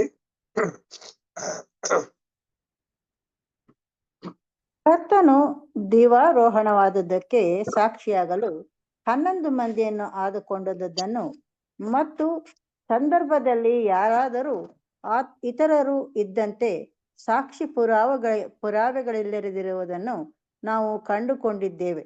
ಅಪೊಸ್ತಲರ ಕೃತ್ಯ 1ನೇ ಅಧ್ಯಾಯ 1-13 ಹೋಲಿಸಿ ನೋಡಿ. ಅದರಲ್ಲಿ ವಿಶೇಷವಾಗಿ ವಚನ 2, 4, 9 ಮತ್ತೆ 11 ಗಮನಿಸಿ. ಗಲಿಲಾಯದವರೇ ಎಂದು ವ್ಯಕ್ತವಾಗಿರುವಲ್ಲಿ ಆ 11 ಮಂದಿ ಸೂಚಕವಾಗಿದ್ದಾರೆ. ಅವರೆಲ್ಲರೂ ಗಲಿಲಾಯದವರಾಗಿದ್ದರು. ಲೂಕ 24ನೇ ಅಧ್ಯಾಯ 48-51 ಮತ್ತು ಮತ್ತಾಯ 28ನೇ ಅಧ್ಯಾಯ 16-19 ವಚನಗಳನ್ನು ಸಹ ನೋಡಿ. Thank you. ನೋಡಿ, ಇದೊಂದು 4ನೇ ಒಂದು ಪಾಯಿಂಟ್ ನಲ್ಲೂ ಕೂಡ ಏನ್ ಹೇಳ್ತಾ ಇದ್ದಾರೆ ಅಂತಂದ್ರೆ, ಯೇಸು ಕ್ರಿಸ್ತರು ಅವರು ದೇಹಾರೂಢರಾದಂತ ಒಂದು ಸನ್ನಿವೇಶನ ಬರೀ 12 ಜನಕ್ಕೆ ಮಾತ್ರ ಕಾಣಿಸಿಲ್ಲ, ಇನ್ನು ಹಲವಾರು 500 ಮಂದಿಗಿಂತ ಹೆಚ್ಚಾದಂತ ಮಂದಿ ಎಲ್ಲ ನೋಡಿದ್ದಾರೆ. ಯಾಕೆ ಅವ್ರಿಗೆ ಯಾಕೆ ತೋರ್ಸೋರು, ಇವ್ರಿಗೆ ಒಬ್ರಿಗೆ ತೋರ್ಸೋದು ಸಾಕಾಗ್ತಿರಲ್ಲ ಅಂತಂದ್ರೆ, ಇವರೆಲ್ಲ ಶಿಷ್ಯಂದಿರಲ್ಲ, ಅಪೊಸ್ತಲರ್ಸ್ಗಳು. ಇವರು ಸುಳ್ಳು ಮಾಹಿತಿ ಹೇಳ್ಬಿಡ್ತಾರೇನೋ ಅನ್ನೋ ಒಂದು ರೀತಿಯಲ್ಲಿ ಪ್ರತಿಯೊಬ್ಬರಿಗೂ ಕೂಡ ಗೊತ್ತಾಗ್ಲಿ ಅನ್ಬಿಟ್ಟೆ ಯೇಸು ಕ್ರಿಸ್ತರು ಏನ್ ಮಾಡಿದ್ರು ಅಂದ್ರೆ ದೇಹಾರೂಢ ಆದ್ರು. ಈ ಒಂದು ಸನ್ನಿವೇಶ ಎಲ್ಲಿ ಬರ್ತಿದ್ದಾರೆ ಅಂದ್ರೆ ಮತ್ತಾಯದಲ್ಲಿ, ಇದು ಅಪೊಸ್ತಲರ ಕೃತ್ಯಗಳಲ್ಲಿ ಇದೆ. ಓದೋಣ ಬನ್ನಿ. ಅಪೊಸ್ತಲರ ಕೃತ್ಯಗಳು 1ನೇ ಅಧ್ಯಾಯ 1-13ನೇ ವಚನವರೆಗೂ ಓದಿ. ಥೆಯೋಫಿಲನೇ, ನಾನು ಮೊದಲು ಬರೆದ ಚರಿತ್ರೆಯಲ್ಲಿ ಯೇಸು ಮಾಡುವುದಕ್ಕೂ ಉಪದೇಶಿಸುವುದಕ್ಕೂ ಪ್ರಾರಂಭಿಸಿದ್ದೆಲ್ಲವನ್ನು ಹೇಳಿ ತಾನು ಆರಿಸಿಕೊಂಡಿದ್ದ ಅಪೋಸ್ತಲರಿಗೆ ಪವಿತ್ರಾತ್ಮನ ಮೂಲಕ ಆಜ್ಞೆ ಕೊಟ್ಟು ಮೇಲಣ ಲೋಕವನ್ನೇರಿದ ದಿನದವರೆಗೆ ವಿವರಿಸಿದ್ದನಷ್ಟೇ. ಆತನು ಬಾಧೆಪಟ್ಟು ಸತ್ತ ಮೇಲೆ ತನ್ನನ್ನು ಜೀವಂತನೆಂದು ಅನೇಕ ಪ್ರಮಾಣಗಳಿಂದ ಅಪೋಸ್ತಲರಿಗೆ ತೋರಿಸಿಕೊಂಡನು. 40 ದಿವಸಗಳ ತನಕ ಅವಧಿಗೆ ಕಾಣಿಸಿಕೊಳ್ಳುತ್ತಾ ದೇವರ ರಾಜ್ಯದ ವಿಷಯವಾದ ಸಂಗತಿಗಳನ್ನು ಹೇಳುತ್ತಾ ಇದ್ದನು. ಸಾಕ ಬ್ರದರ್? 13ನೇ ವಚನದವರೆಗೂ ಓದಿ ಸಿಸ್ಟರ್. ಹೀಗಿರಲಾಗಿ ಆತನು ಅವರೊಂದಿಗೆ ಕೊಂಡಾಡಿದ್ದಾಗ ಅವರಿಗೆ ಯೆಹೋವನಂತೂ ನೀರಿನಲ್ಲಿ ದೀಕ್ಷಾಸ್ನಾನ ಮಾಡಿಸಿದನು. ನಿಮಗಾದರೂ ಇನ್ನು ಸ್ವಲ್ಪ ದಿವಸಗಳೊಳಗಾಗಿ ಪವಿತ್ರಾತ್ಮದಲ್ಲಿ ಸ್ನಾನವಾಗುವುದು. ಆದ ಕಾರಣ ನೀವು ಯೆರೂಸಲೇಮನ್ನು ಬಿಟ್ಟು ಹೋಗದೆ ತಂದೆ ಮಾಡಿದಂತ ನೀವು ನನ್ನಿಂದ ಕೇಳಿದಂತ ವಾಗ್ದಾನಕ್ಕೆ ಕಾದುಕೊಂಡಿರಿ ಎಂದು ಅಪ್ಪಣೆ ಕೊಟ್ಟನು. ಕೂಡಿ ಬಂದವರು ಆತನನ್ನು, ಸ್ವಾಮಿ, ನೀನು ಇದೇ ಕಾಲದಲ್ಲಿ ಇಸ್ರಾಯೇಲ್ ಜನರಿಗೆ ರಾಜ್ಯವನ್ನು ತಿರುಗಿ ಸ್ಥಾಪಿಸಿಕೊಡುವಿಯೋ ಎಂದು ಕೇಳಲು ಆತನು ಅವರಿಗೆ, ತಂದೆಯು ಸ್ವಂತ ಅಧಿಕಾರದಲ್ಲಿಟ್ಟುಕೊಂಡಿರುವ ಕಾಲಗಳನ್ನು ಸಮಯಗಳನ್ನು ತಿಳುಕೊಳ್ಳುವುದು ನಿಮ್ಮ ಕೆಲಸವಲ್ಲ. ಆದರೆ ಪವಿತ್ರಾತ್ಮ ನಿಮ್ಮ ಮೇಲೆ ಬರಲು ನೀವು ಬಲವನ್ನು ಹೊಂದಿ ಯೆರೂಸಲೇಮಿನಲ್ಲಿಯೂ ಎಲ್ಲಾ ಯೂದಾಯ ಸಮಾರ್ಯ ಸೀಮೆಗಳಲ್ಲಿಯೂ ಭೂಲೋಕದ ಕಟ್ಟಕಡೆಯವರೆಗೂ ನನಗೆ ಸಾಕ್ಷಿಗಳಾಗಿರಬೇಕು ಅಂದನು. ಈ ಮಾತುಗಳನ್ನು ಹೇಳಿದ ಬಳಿಕ ಅವರು ನೋಡುತ್ತಾ ಇದ್ದ ಹಾಗೆ ಆತನು ಏರಿಸಲ್ಪಟ್ಟನು. ಮೋಡವು ಆತನನ್ನು ಕವಿದುಕೊಂಡದ್ದರಿಂದ ಅವರ ಕಣ್ಣಿಗೆ ಮರೆಯಾದನು. ಆತನು ಹೋಗುತ್ತಿರುವಾಗ ಅವರು ಆಕಾಶದ ಕಡೆಗೆ ದೃಷ್ಟಿಸಿ ನೋಡುತ್ತಾ ಇರಲಾಗಿ ಶುಭ್ರ ವಸ್ತ್ರಧಾರಿಗಳಾದ 2 ಪುರುಷರು ಪಕ್ಕನೆ ಅವರ ಹತ್ತಿರ ನಿಂತುಕೊಂಡು, ಗಲಿಲಾಯದವರೇ, ನೀವು ಯಾಕೆ ಆಕಾಶದ ಕಡೆಗೆ ನೋಡುತ್ತಾ ನಿಂತಿದ್ದೀರಿ? ನಿಮ್ಮ ಬಳಿಯಿಂದ ಆಕಾಶದೊಳಕ್ಕೆ ಸೇರಿಸಲ್ಪಟ್ಟಿರುವ ಈ ಯೇಸು ಯಾವ ರೀತಿಯಲ್ಲಿ ಆಕಾಶದೊಳಕ್ಕೆ ಹೋಗಿರುವುದನ್ನು ನೀವು ಕಂಡಿರೋ ಅದೇ ರೀತಿಯಲ್ಲಿ ಬರುವನು ಎಂದು ಹೇಳಿದರು. ಆಗ ಅವರು ಎಣ್ಣೆ ಮರಗಳ ತೋಪು ಎನಿಸಿಕೊಳ್ಳುವ ಗುಡ್ಡದಿಂದ ಯೆರೂಸಲೇಮಿಗೆ ಹಿಂತಿರುಗಿ ಬಂದರು. ಆ ಗುಡ್ಡಕ್ಕೂ ಯೆರೂಸಲೇಮಿಗೂ ಸಬ್ಬತ್ ಪ್ರಯಾಣ ಮಾಡುವಷ್ಟು ದೂರ. ಅವರು ಅಲ್ಲಿಗೆ ಬಂದು ತಾವು ಇರುತ್ತಿದ್ದ ಮೇಲಂತಸ್ತಿಗೆ ಹೋದರು. ಯಾರೆಂದರೆ ಪೇತ್ರ, ಯೋಹಾನ, ಯಾಕೋಬ, ಆಂದ್ರೆಯ, ಫಿಲಿಪ್ಪ, ತೋಮ, ಬರ್ತಲೋಮಿಯ, ಮತ್ತಾಯ, ಅಲ್ಫಾಯನ ಯಾಕೋಬ, ಮತಾಭಿಮಾನಿ ಅನಿಸಿಕೊಂಡ ಸೀಮೋನ, ಯಾಕೋಬನ ಯೂದ ಇವರೇ. 13 ಆಯ್ತು ಬ್ರದರ್. ಸಾಕು ಸರ್, ಥ್ಯಾಂಕ್ ಯು. ಪ್ರಿಯ ಸಹೋದರ ಮತ್ತು ಸಹೋದರರೇ, ಈ ಸಹೋದರಿ ಸಿಸ್ಟರ್ ಓದಿದ್ರು ನೋಡಿ, ಎಷ್ಟು ಒಳ್ಳೆ ಪಾಯಿಂಟ್ ಗಳನ್ನ ನಾವು ಗಮನಿಸಿ ನಾವು ನೋಡ್ಬೋದು. ಮೊದಲನೇದಾಗಿ ಈ 12 ಮಂದಿ ಶಿಷ್ಯಂದಿರನ್ನ ಹೆಸರುಗಳನ್ನ ನಾವು ನೋಡ್ತೀವಿ. ಅಂದ್ರೆ ಅದ್ರಲ್ಲಿ ಬರೀ 11 ಮಂದಿ ಹೆಸರನ್ನ ಮಾತ್ರ ಇದೆ. ಸೊ ಪ್ರಿಯರೇ, ಇಲ್ಲಿ ನಾವು ನೋಡ್ಬೇಕಾದ್ರೆ ಇವರ ಒಂದು ಕೆಲಸ ಕಾರ್ಯಗಳು ಮತ್ತೆ ಇವರು ಮಾಡಿದಂತ ಒಂದು ಶೈಲಿಯ ಒಂದು ಕೆಲ್ಸನ ನಾವಿಲ್ಲಿ ಅಪ್ರಿಶಿಯೇಟ್ ಮಾಡ್ಬೋದು. ಈ 11 ಮಂದಿ ಶಿಷ್ಯಂದಿರ ಜೊತೆಗೆ ಈ 500 ಮಂದಿ ಶಿಷ್ಯಂದಿರ ಅಪೋಸ್ತಲರ್ಸ್ಗಳ ಜೊತೆಗೆ 12 ಒಂದು 500 ಮಂದಿ ಶಿಷ್ಯಂದಿರು ಕೂಡ ಏನಾಗಿದ್ರು, ಸಾಕ್ಷಿಗಳಾಗಿ ಇದ್ಕೊಂಡು ಪ್ರತಿಯೊಂದನ್ನು ಕೂಡ ಧ್ಯಾನಿಸಿದ್ದಾರೆ ಮತ್ತೆ ಅದನ್ನ ಅನುಭವಿಸಿದ್ದಾರೆ. ಅಂದ್ರೆ ಯೇಸು ಕ್ರಿಸ್ತನ ಒಂದು ದೇಹಾರೋಹಣ ಹಾರ್ಕೊಂಡೋಗಿದ್ದು ಇವೆಲ್ಲನೂ ಕೂಡ ನಾವು ನೋಡ್ಬೇಕಾದ್ರೆ ಒಂದು ವಿಶೇಷವಾದಂತ ರೀತಿಯಲ್ಲೇ ಇತ್ತು. ಏನಕ್ಕೆ ಅಂತಂದ್ರೆ ಇಸ್ರೇಲ್ ಬರೋದ ಜಾಗ ಎಲ್ಲಿ ಅಂದ್ರೆ ಮಿಡ್ ಈಸ್ಟ್ ಅಂತ ಅನ್ಬಿಟ್ಟು ಕೂಡ ಕೊಡಿತೀವಿ. ಅಂದ್ರೆ ಒಂದು ಸೂರ್ಯನ ಒಂದು ಕಿರಣ ಮಧ್ಯ ಪ್ರಾಂತ್ಯಕ್ಕೆ ಬಂದಾಗ ಯಾವ ರೀತಿ ತುಂಬಾ ಸುಡು ಬಿಸಿಲಿರುತ್ತೋ ಆ ಒಂದು ಜಾಗನೇ ಇರೋದೇ ಎಲ್ಲಿ ಅಂತಂದ್ರೆ ಇಸ್ರೇಲ್ ಅನ್ನೋ ಒಂದು ಜಾಗ. ಇಸ್ರೇಲ್ ಭೂಪಟ ನಾವು ನೋಡ್ಬೇಕಾದ್ರೆ ಸುತ್ತಮುತ್ತ ಎಲ್ಲಾನು ಕೂಡ ಏನಾಗಿದೆ ಅಂದ್ರೆ ಬರಡು ಭೂಮಿಗಳೇ ಪ್ರಿಯ ಸಹೋದರ ಮತ್ತು ಸಹೋದರಿಯರೇ. ಜಾಸ್ತಿ ಸೌದಿ ಅರೇಬಿಯಾನೇ ಆಗ್ಲಿ ಒಂದೆಲ್ಲಾ ಜಾಗಗಳೇ ಆಗ್ಲಿ ಡೆಸರ್ಟ್. ಯಾಕೆ ಅಷ್ಟೊಂದು ಡೆಸರ್ಟ್ ಅಂತ ನಾವು ನೋಡ್ಬೇಕಾದ್ರೆ ಒಂದು ತಾಪಮಾನ ಹೆಚ್ಚಿರುವಂತ ಒಂದು ಜಾಗನೇ ಆ ಒಂದು ಜಾಗ. ಅಂತ ಒಂದು ಮಧ್ಯಾಹ್ನದ ಒಂದು ಬಿಸಿಲಿನಲ್ಲಿ ಏನಾಗಿದ್ದಾರೆ ಅಂತಂದ್ರೆ ಯೇಸು ಕ್ರಿಸ್ತರು ಹೋಯಲ್ಪಟ್ಟಿದ್ದಾರೆ. ಅಂದ್ರೆ ಒಂದು ಆತ್ಮಿಕವಾದಂತ ಶರೀರನ ಧರಿಸ್ಕೊಂಡು ಯೇಸು ಕ್ರಿಸ್ತರು ಏನಾಗಿದ್ದಾರೆ ಅಂತಂದ್ರೆ ಹಂಗೆ ಎತ್ತಲ್ಪಟ್ಟಿದ್ದಾರೆ. ಇದನ್ನ ನಾವು ಒಂದು ಮನೋಜ್ಞಾನದಿಂದ ನಾವು ಧ್ಯಾನ ಮಾಡ್ಬೇಕಾಗಿರುತ್ತೆ ಪ್ರಿಯರೇ. ನೋಡಿ, ಒಬ್ಬ ವ್ಯಕ್ತಿ ಹಿಂಗೆ ಮೇಲ್ಗಡೆ ಒಂದು ಹೋಗ್ತಾ ಇದ್ದಾನೆ ಅಂತ ನಾವು ನೋಡ್ಬೇಕಾದ್ರೆ ಯಾವುದೇ ಒಂದು ಇನ್ಸ್ಟ್ರೂಮೆಂಟ್ ಇಲ್ದಂತ ಹೋಗ್ತಾ ಇದ್ದಾನೆ ಅಂತಂದ್ರೆ ಏನು ಅರ್ಥ ಅಂತಂದ್ರೆ ಈ ಒಂದು ದೇಹದಲ್ಲಿ ಆತನು ಇಲ್ಲ ಅಂತ ಅರ್ಥ. ಈ ಒಂದು ದೇಹದಲ್ಲಿ ಏನಾದ್ರೂ ಇದ್ರಿದ್ರೆ ಏನಾದ್ರೂ ಒಂದು ಇನ್ಸ್ಟ್ರೂಮೆಂಟ್ ಬೇಕು ಮೇಲ್ಗಡೆ ಹೋಗ್ಬೇಕು ಅಂದ್ರೆ ಈ ಒಂದು ಗ್ರಾವಿಟೇಷನ್ ಫೋರ್ಸ್ ನ ಬಿಟ್ಟು ಒಂದು ವಿಶೇಷವಾದಂತ ಒಂದು ರೀತಿಯ ಒಂದು ಫೋರ್ಸ್ ಮುಖಾಂತರನೇ ಮೇಲೆ ಹೋಗೋದಕ್ ಸಾಧ್ಯ. ಈ ಒಂದು ದೇಹದಲ್ಲಿ ನಾವ್ ಇರ್ಬೇಕಾದ್ರೆ ಈ ಒಂದು ಗ್ರಾವಿಟೇಷನ್ ಫೋರ್ಸ್ ನಲ್ಲಿ ನಾವು ಸೆಳೆದ್ ಬಿಟ್ಟಿದೀವಿ. ಆದ್ರೆ ಯೇಸು ಕ್ರಿಸ್ತರು ಏನಾಗಿದ್ದಾರೆ ಅಂತಂದ್ರೆ ಆತ್ಮಿಕವಾದಂತ ಒಂದು ದೇಹ, ಅಂದ್ರೆ ಪರಲೋಕಕ್ಕೆ ಸಂಬಂಧಪಟ್ಟಂತ ಒಂದು ದೇಹನ ಇದ್ದಿದ್ದ ಕಾರಣದಿಂದ ಪ್ರತಿಯೊಬ್ರು ಕೂಡ ಅವ್ರನ್ನ ನೋಡ್ಬೇಕಾದ್ರೆ ಅವರು ದೇಹ ಮಾರ್ಪಾಟಾಗಿ ಅವ್ರೇನಾಗಿದ್ದಾರೆ ಅಂತಂದ್ರೆ ಪರಲೋಕಕ್ಕೆ ಒಯ್ಯಲ್ಪಟ್ಟಿದ್ದಾರೆ. ಅಂದ್ರೆ ಒಂದು ಅವ್ರಿಗೆ ವಿಶೇಷವಾದಂತ ದೇಹದಲ್ಲಿ ಅವರು ಒಯ್ಯಲ್ಪಟ್ಟು ಪ್ರತಿಯೊಬ್ಬರಿಗೂ ಕೂಡ ಮಾರ್ಗದರ್ಶನ ಮತ್ತು ಸೂಚ್ಯ ಕಾರ್ಯನ ತೋರಿಸಿದ್ದಾರೆ. ಸೊ ಇದನ್ನ ಹಿಡ್ಕೊಂಡು ಅವ್ರ ಏನ್ ಮಾಡಿದ್ರು ಅಂತಂದ್ರೆ ಎಲ್ಲಾ ಕಡೆನೂ ಕೂಡ ಸುವಾರ್ತೆನ ಸಾರದೆ ಆಗ್ಲಿ, ಪರಲೋಕ ರಾಜ್ಯದ ಬಗ್ಗೆ ಮಾಹಿತಿನ ಕೊಡೋದೇ ಆಗ್ಲಿ ಮಾಡ್ಬೇಕಾದ್ರೆ ಎಲ್ಲಾ ಕಡೆನೂ ಇದನ್ನೇನೆ ಅವರು ತಿಳಿಸಿ ಹೇಳಿ ಒಂದು ಅವರ ಒಂದು ಅನುಭವನ ಹಂಚ್ಕೊಂಡಿದ್ದಾರೆ. ಈಗ ನಾವು ನೀವೆಲ್ರೂ ಕೂಡ ನೋಡಿ, ಈಗ ಆನ್ಲೈನ್ ಅಲ್ಲಿ ಇರುವಂತ ಎಲ್ಲಾ ಸೋದರ ಸೋದರರು ಕೂಡ ನಿಜವಾಗ್ಲು ನಾವೇನಾದ್ರೂ ಯೇಸು ಕ್ರಿಸ್ತರು ದೇಹದಲ್ಲಿ ಒಯ್ಯಲ್ಪಟ್ಟಿದ್ದನ್ನ ನಾವೇನೋ ನೋಡ್ಬಿಟ್ಟಿದ್ರೆ ಎಷ್ಟು ಚೆನ್ನಾಗಿ ನಾವು ಬಿಂಬನೆ ಮಾಡ್ತಿದ್ರಿ. ಅದಕ್ ಸಂಬಂಧಪಟ್ಟಂತ ರೀತಿಯ ಒಂದು ಪುಸ್ತಕನೇ ಬರೆದು ಬಿಡ್ತಾ ಇದ್ವಿ ಆ ಒಂದು ಮೈ ರೋಮಾಂಚನಗೊಂಡಂತ ಒಂದು ಸನ್ನಿವೇಶ ನೋಡ್ಬೇಕಾದ್ರೆ. ಅದೇ ತರ ಅಲ್ಲಿ ಇಲ್ಲೂ ಕೂಡ ಅಪೊಸ್ತಲ ಪೌಲು ಅಪೊಸ್ತಲ ಕೃತ್ಯಗಳಲ್ಲಿ ಈ ಒಂದು ಸನ್ನಿವೇಶನ ವ್ಯಕ್ತಪಡಿಸಿದಾರೆ. ಇಲ್ಲೇನ್ ಅಪೊಸ್ತಲ ಪೌಲ್ ನೋಡಿದಾರ ಅಂತ ನಾವ್ ನೋಡ್ಬೇಕಿಲ್ಲ ರೀ. ಆದ್ರೆ ನೋಡಿಲ್ದೆ ಹೋದ್ರುನು ಕೂಡ ಶಿಷ್ಯಂದಿರು ಹೇಳಿರೋದನ್ನೆಲ್ಲ ಕೇಳಿಸ್ಕೊಂಡಿರ್ತಾರಲ್ಲ, ಈ ರೀತಿ ಎಲ್ಲ ಆಯ್ತು, ಈ ರೀತಿ ಒಂದು ಎಕ್ಸ್ಪೀರಿಯನ್ಸ್ ನಾವ್ ಅನುಭವಿಸಿದ್ವಿ ಅಂತ. ಇದನ್ನ ಅವರು ಮನೋಜ್ಞಾನದಲ್ಲಿ ಧ್ಯಾನ ಮಾಡಿ ಏನ್ ಮಾಡಿದ್ದಾರೆ ಅಂತಂದ್ರೆ ಈ ರೀತಿ ರೈಟಿಂಗ್ಸ್ ನೆಲ್ಲ ಬರ್ದಿದ್ದಾರೆ. ಸೊ ಇಲ್ಲಿಗೆ ನಾವು ಈ ಒಂದು ಪಾಠನ ನಾವು ಸ್ಟಾಪ್ ಮಾಡೋಂತವ್ರಾಗಿರೋಣ. ಮುಂದಿನ ವಾರ ಮುಂದುವರೆದಂತ ಒಂದು ಭಾಗನ ನಾವು ನೋಡೋಣ. ದೇವರ ವಾಕ್ಯಗಳನ್ನ ಆಶೀರ್ವದಿಸ್ಲಿ. Thank you brothers and sisters. ಕೊನೆಯದಾಗಿ ಒಂದು ಪ್ರಾರ್ಥನೆ ಮಾಡಿ ಒಂದು ಕೂಟನ ನಾವು ಅಂತ್ಯ ಮಾಡೋಣ. ನಮ್ಮನ್ನ ಕೊನೆ ಪ್ರಾರ್ಥನೆ ನಡೆಸಬೇಕಾಗಿ ಸಹೋದರಾದಂತ ಮೋಹನ್ ರಾಜ್ ಬ್ರದರ್ನ ಕೇಳ್ಕೊಳ್ತೀನಿ. ಓಕೆ ಬ್ರದರ್, ಪ್ರಾರ್ಥನೆ ಮಾಡೋಣ ಬ್ರದರ್. Thank you. ಪ್ರಾರ್ಥನೆ ಮಾಡಿಕೊಳ್ಳೋಣ. ಸರ್ವಶಕ್ತನ ಮೌನತನು ಸರ್ವ ಸೃಷ್ಟಿಗೆ ಯಜಮಾನಾಗಿರ್ತಕ್ಕಂತ ಪರಲೋಕದ ಜೀವುಳ ನಮ್ಮ ತಂದೆಯಾದ ದೇವರೇ, ಮತ್ತೊಂದು ಆವೃತ್ತಿ ನಿನಗೆ ಕೃತಜ್ಞತೆಯನ್ನು ಸಲ್ಲಿಸ್ತೇವೆ ತಂದೆ. ನೀನ್ ಮಾಡಿದಂತ ಎಲ್ಲ ಉಪಕಾರಗಳಿಗಾಗಿ ನಿಮ್ಮನ್ನು ಹೊಂದಿಸ್ತೇವೆ, ನಿಮ್ಮನ್ನು ಆರಾಧಿಸ್ತೇವೆ. ನಮ್ಮನ್ನು ಜೀವಿತರ ಸಂಖ್ಯೆಯಲ್ಲಿ ನಡೆಸಿ ಮತ್ತೊಂದು ಆವೃತ್ತಿ ಸಾಯಂಕಾಲ ವೇಳೆಯಲ್ಲಿ ನಿನ್ನ ವಾಕ್ಯಗಳನ್ನು ಗ್ರಹಿಸಿಕೊಳ್ಳುವಂತೆ ಕೊಟ್ಟಂತ ಸಮಯಕ್ಕಾಗಿ ಸ್ತೋತ್ರ ತಂದೆಯ ದೇವರೇ.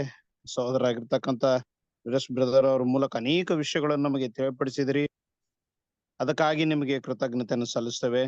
ಸೇರಿ ಬಂದಿರತಕ್ಕಂಥ ಕರ್ತನೆ, ಎಲ್ಲಾ ಸಹೋದರ ಸಹೋದರಿಯರಿಗಾಗಿ, ಅವರೆಲ್ಲರ ಕುಟುಂಬ ಮಕ್ಕಳಿಗಾಗಿ ಮತ್ತು ಬ್ರದರ್ ಅವ್ರ ಕುಟುಂಬ ಮಕ್ಕಳಿಗಾಗಿ, ಇನ್ನುಳಿದ ಎಲ್ಲರಿಗಾಗಿ ಕರ್ತನ ನಿನ್ಗೆ ಕೃತಜ್ಞತೆಯನ್ನು ಸಲ್ಲಿಸ್ತೀನಿ. ಇನ್ನು ಹೆಚ್ಚಾದ ವಾಕ್ಯಗಳನ್ನು ನಾವೆಲ್ಲರೂ ಕಲ್ತ್ಕೊಳ್ಳುವಂತೆ, ಗ್ರಹಿಸಿಕೊಂಡು ಅದನ್ನು ಅನೇಕರಿಗೆ ಹೇಳುವಂತೆ, ಸತ್ಯವುಳ್ಳ ಜೀವಳ ವಾಕ್ಯಗಳನ್ನು ನಾವು ಕಲ್ತುಕೊಳ್ಳುವಂತೆ ಸಹಾಯ ಮಾಡ್ರಿ ಅಂತ ನಾವು ಬೇಡ್ಕೊಳ್ತಾ ಇದ್ದೇವೆ. ಮತ್ತೊಂದು ಆರ್ತೆ ಇಲ್ಲಿವರೆಗೆ ನಮ್ಮ ನಡೆಸಿದ್ರಿ, ನಿಮ್ಗೆ ಸ್ತೋತ್ರ.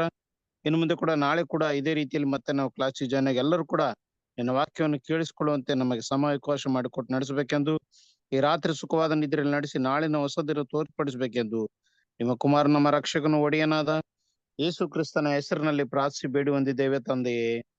ಆಮೇನ್. Thank you. ಎಲ್ಲರಿಗೂ ನಮಸ್ಕಾರ. ನಮಸ್ತೆ ನಮಸ್ತೆ. Thank you. Good night. Bye brother. Thank you brothers and sisters. Good night.